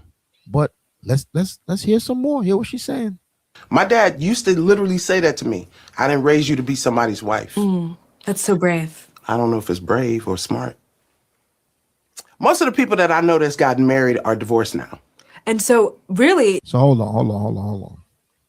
So because some people got divorced, you gonna throw the baby out with the bathwater? Marriage ain't good? Mm-hmm. As we've seen over and over, we saw examples of our forefathers in the Bible. We even saw back in slavery days and fresh out of slavery, our people were still getting married. What is you talking about, sis? Like you said, Adawan, her father failed her and failed her miserably. That's an indictment of the institution. Yeah. I think marriage is legalized slavery. You do? Yes, I do. Say more, because if I'm thinking. Legalized slavery. Yo, that's wild to say right there. That is wild So to say. I guess my mama was a slave to my daddy then, right? Right. My mom's too, right? I guess all our moms were slaves to our dads, and our grandmas and great grandmas. They was all slave to grandpa too, right? That's why I said, where is her mother at? Because how could your father raise you not to be a wife? What was the mother doing? That's crazy. That's crazy work right there. Hey, really, it's like who hurt the daddy? That's right. For him to make such a statement to the daughter, right? You're right, Sergeant. Let me find out the mother did that to the father. That's why the father raised her like that. But you know what? We could sit here like you see the meme with the 4 Spider-Mans pointing fingers to one another. we could sit here and be like the daddy, the mommy. At the end of the day, this is what we dealing with. These are the women that's walking the streets to this day. Gone. And men too. The men are just as off too. Yeah, because her father's off to raise her not to be a wife, or not to want to be a wife, or to aspire to be a wife. That's off. Thinking about slavery and I'm thinking about marriage, there are two different images that come Absolutely into my head. not. I don't know how you don't. A man is, especially if he's expecting you to be a trad wife, he might as well pull out a whip. Yo, this chick is crazy, bro. That's crazy. After they beat Christ, you think it should put that? You think marriage is pulling out a whip? A husband is pulling out a whip? That's mad. That's nasty work. She's equating a holy matrimony that the Lord, right, blessed and said we should enter into. A man should leave his mother and father and have his wife, and the two shall be one. We read that. She's saying that's akin to them whipping us like we was enslaved, like we was in antebellum South. Come on, she's saying the Lord, because the Lord said that. She's saying the Lord is that. Yo, that's bad work right there, man. In a chain. Wow. In a chain. You know what? I think deep down, I think the sister is she's self-conscious. Maybe this could be me. I'm no psychiatrist. I'm no mental health expert, but maybe she feels some type of way. Maybe she didn't get the man that she wanted, so therefore to hell with marriage, because the man that I want don't want me. Could be. Let's be honest, I'm not disrespecting her. She ain't the prettiest sister or the most feminine sister, right? So it could be that. A lot of that also plays into sometimes our women kind of depart and go play for the lesbian friends side of the things. You know what I mean? To end up in a sodomite relationship. That kind of man is very unattractive. That's all I'm gonna say. I need a feminine sister. I need sisters to stay in their femininity, man, because this ain't it right here. God. This ain't it. So there are young people watching who might be wanting to get married. What would you say to them? Don't. Man, get a dumbass, get a goofy ass off the screen. I'm sorry. So you're gonna break God's laws because you've been, let's say, hurt, or your daddy didn't raise you. So that's Right. crazy. That's crazy work. Right. So, and with a straight face, right? So this is a result of this. You see how that all kind of comes together? Con. Anyway, let's keep it moving. Salakia. I was Yes, going to sir. say, how do people want our people to be unified, but you want to separate the marriage? Yeah. That's a fact. So not only did this brought about that, it also make us hate ourselves. Facts. Right? Black man, tonight I believe is the NFL draft. You're gonna see pictures tomorrow of all these young players with white girlfriends on their arm. You see what I'm saying? They hate themselves because of slavery, because of the enemy and the chaotic, the things that they put us through, the trauma, parents failing them, and a lot of them be raised by. It's just crazy, man. We in bad shape, man. Right? So not only do we have sisters running around saying marriage is off, but you also have brothers who are going against. They saying they hate their sisters too. Just like you have women who hate black men, black women who hate black men. That's crazy. Go ahead, King. They just get it, just like they both just gave up on each other. Like the woman gave up on, being with the husband, which is in her nature. Like, and the man gave up on his own people, his own wife that he should be with. Exactly. Watch this, brothers. This is also another thing too, and sisters. What's this? Oh, this is the feminism one. No, that's not what I want. Check this out. This is another one. Y'all seen the story floating around, right? Yeah, that's the sister that got with the white guy. He killed her or something like that, right? Exactly. Why? Because she hate herself. Facts. All this ties together. Surrounding the death of a social media influencer from New Jersey is deepening. We just want the truth. We just want to know what happened. Hold on, let me turn it up. And as a matter of fact, she's a social media influencer. And have you seen her posts, bro? Yeah, she was telling the sisters not to be with their own kind. Don't be with black men. I think her and her mother was talking like crazy nonsense. Crazy. I don't know which is worse. Somebody like this or the other sister talk about marriage and slavery. It's crazy. They both in the Surrounding same the boat. death of a social media influencer from New Jersey is deepening. We just want the truth. We just want to know what happened. Earlier this month, Ashley Robinson, better known as Ashley Jeanette. How you holding hands with Satan, bro? Hey, daddy. How you holding hands with Satan? The scripture says, though hand join hand, the wicked wicked shall shall not go unpunished. I got a scripture after this. Let's watch this, man. And you know what? It's unfortunate the sister got put to death, but this is an example, man. That's why the Lord told us, Deuteronomy 7:1-6, man. Don't make marriages with them, man. Anyway, let's go. Was on vacation with her boyfriend at a resort in Tanzania. Images posted online show her celebrating her 31st birthday and getting engaged to her boyfriend, 45-year-old Joseph McCann. See, black men can't do that. See, that's what it is. Look, he took me to Africa. He see, I'm feeding a giraffe. Can a black man do that for me? you can already hear the foolishness, right? He proposed to me in Africa. Birthday and getting engaged to her boyfriend, 45-year-old Joseph McCann. She was happy.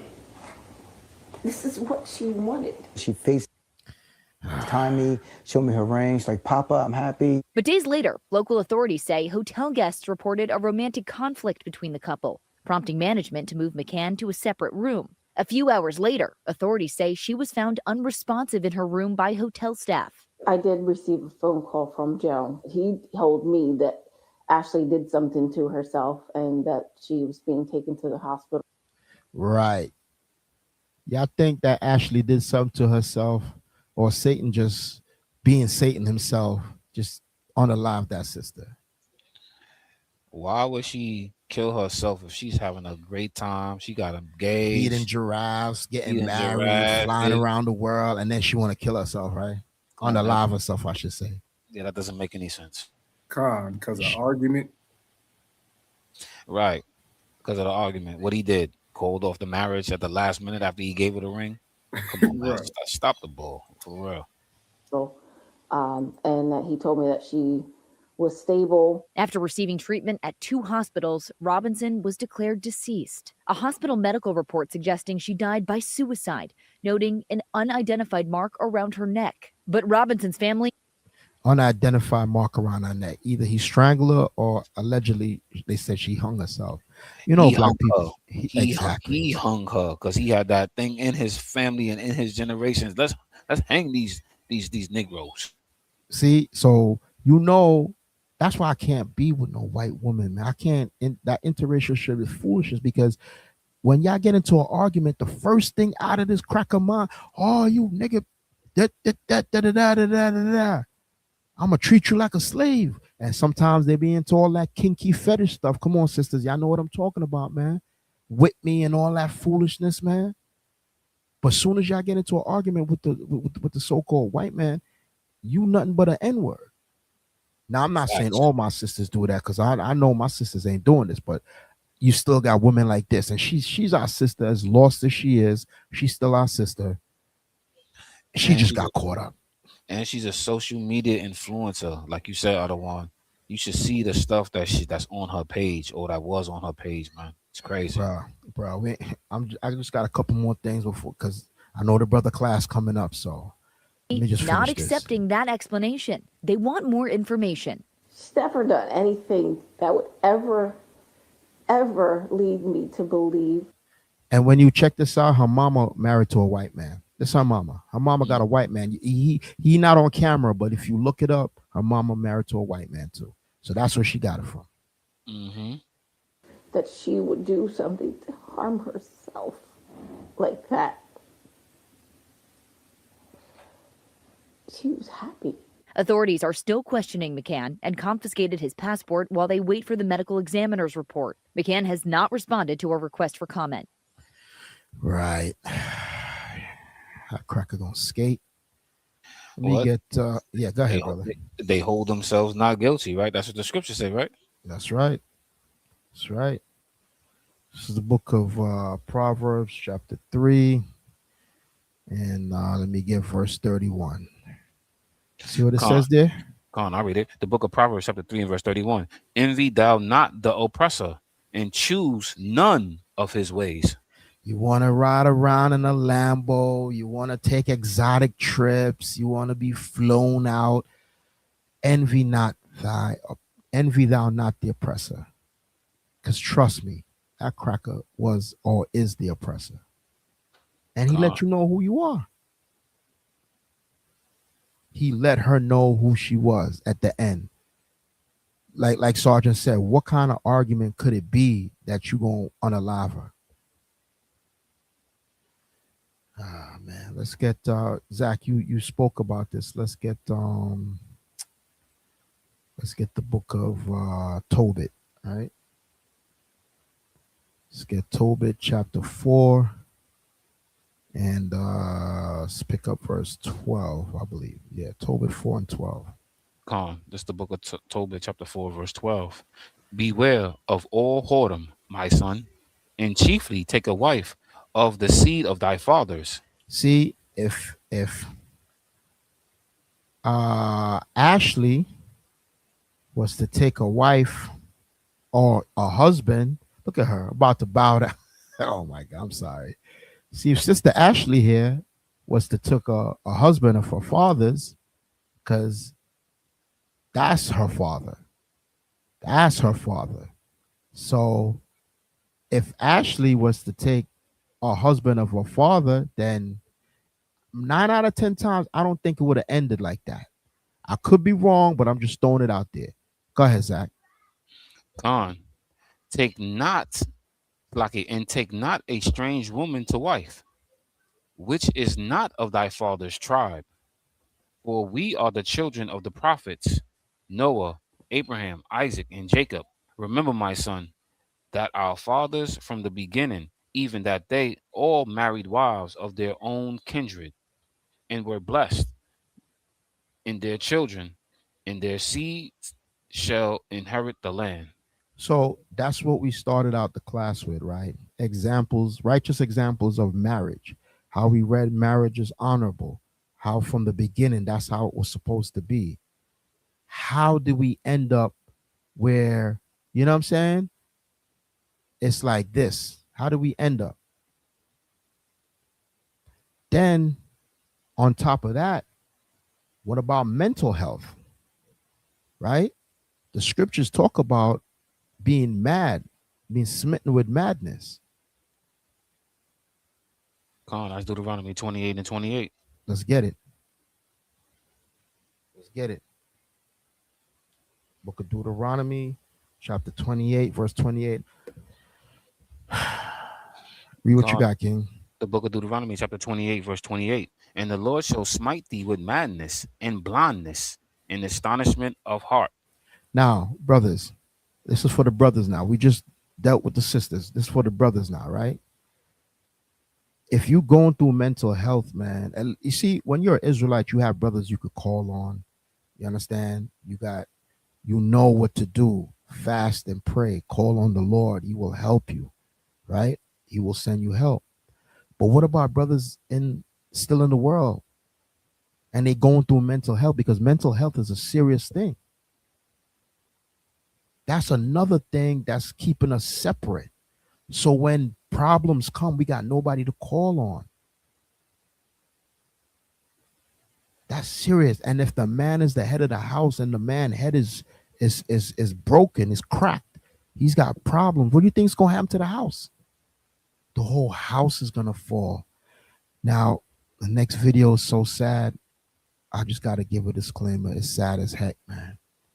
But it goes into what Captain Zakaria brought out. This is the curse of Deuteronomy 28:28. Another death in the nail in the coffin for our family as a black man, black woman. Mental health. This is for the brothers. Check this out. Or get a hold of the Louisiana man who police say shot and killed 8 children. 7 of those victims were his. He shot and killed 8 children. And his own children at that. His own. This is mental health, King. Yeah, when I seen this, I was sad. I said, "Oh wow, This is crazy." It just hurt. It just hurt me, man. I was sad. Exactly, bro. Let me start over again.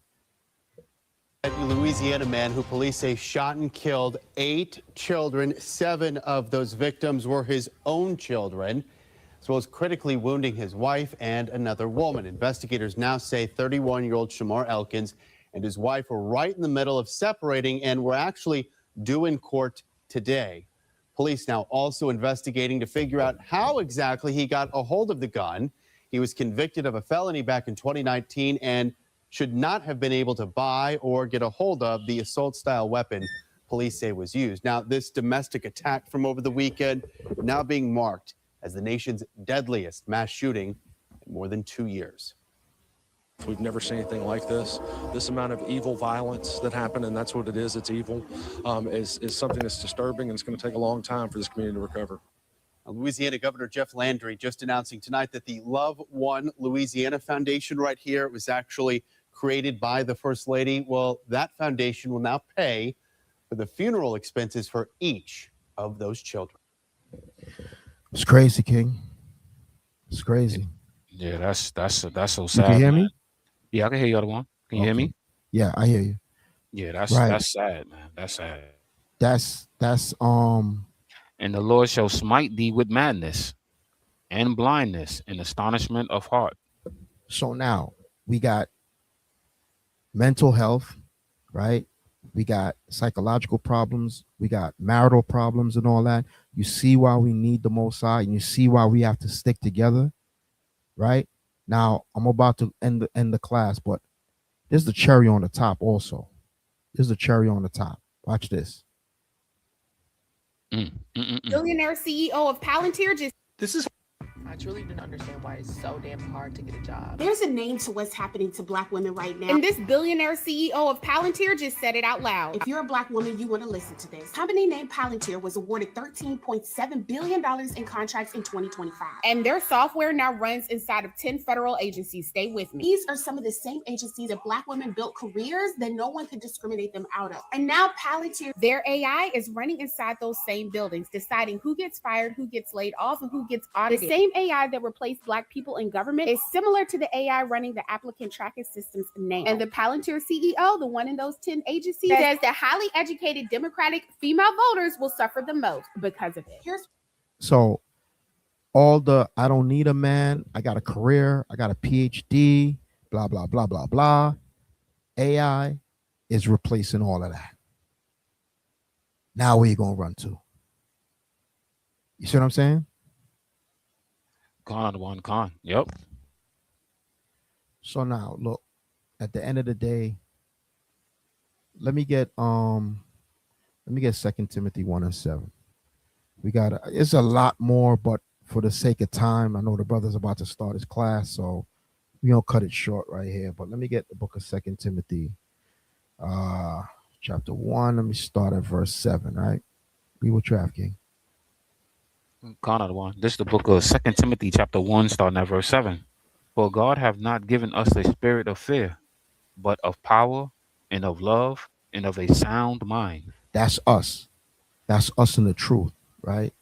We can't be afraid of all these things that's happening. Why? Because we saw from step by step the not progression but regression, how it was all set up, right? The destruction of the family, mental health and certain breakdowns and all that. Now you add to that financial woes and all of that, it's like a perfect storm. That's why the name of the class is Work Together or Die Alone. That's what we got to do. Go ahead, King Slockin. You got scripture you want to bring out? No, I just was saying, Con, to what you said, work together or die alone. It's listen. We supposed to be one flesh. We supposed to be a family, right? Treat your wives as one flesh, right? Deal with them as the weaker vessel. Give them honor, right? You know, we supposed to do what we supposed to do as men, right? Make sure we take care of the household. Wife and children all are in the household in our land. Con, Sergeant Michael, you got anything before we close? I was just gonna say, beautiful class, Adawan, beautiful class. Con, brothers and sisters, I pray this class was edifying. The whole point of the matter is that all we got is us, and we need each other. And the Most High knew what He was doing when He brought us together, because I was made for you, you were made for me. The Most High made us to be a perfect union. That's it. So the people who's going to survive and make it, right, is going to be the ones who work together. Because if you're not working together, I don't know what to tell you. I wanted to bring out Sirach 26 and 13. No, 26, 1-3. Let me last scripture. I'm sorry. Let's get. Nah, you in the spirit, because I was thinking about Sirach 9. But you in the spirit. So let's go.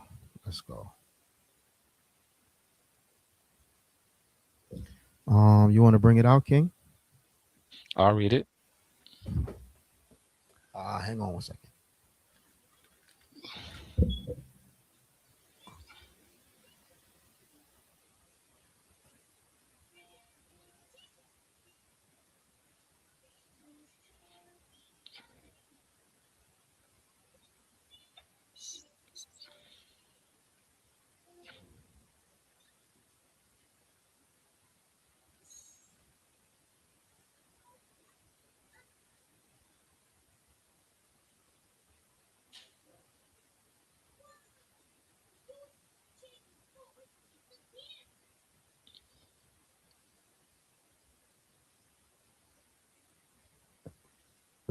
Salakia. You there, King? Yeah, what verse you want? Ecclesiasticus? Yeah, let me put it on the screen. I got it, Cap. Salakia. 26? John, I got it. You want me to read it, Cap? Yeah, God, you can read it, Sarge. Okay. 26, 1 through 3. Got it wrong, right? Yes, Lord. All right.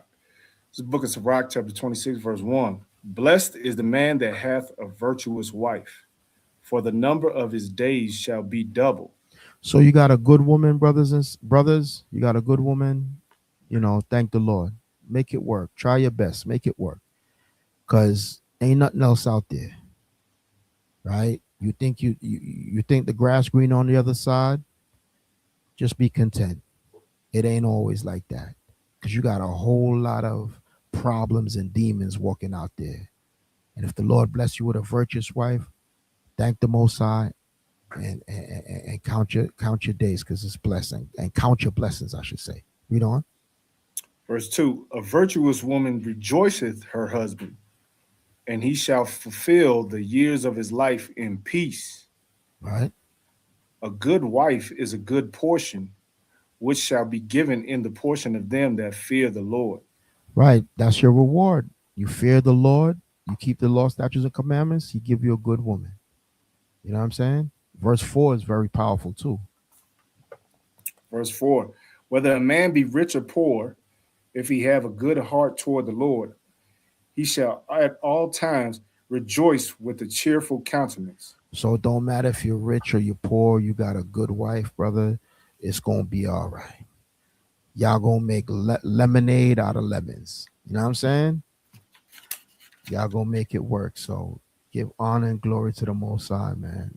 If you have a good wife, work with her. Sisters, you have a good husband, work with him. Nobody's perfect. Nobody's perfect. Don't look at what's around you in the world and say, well, my husband ain't this, my husband ain't that. Nah, don't do that. Because it's not fair. He's not going to stack up because he doesn't have $1 million. He doesn't drive this. He doesn't do that. You know what I'm saying? You're looking carnal. You got to look at it spiritual, right?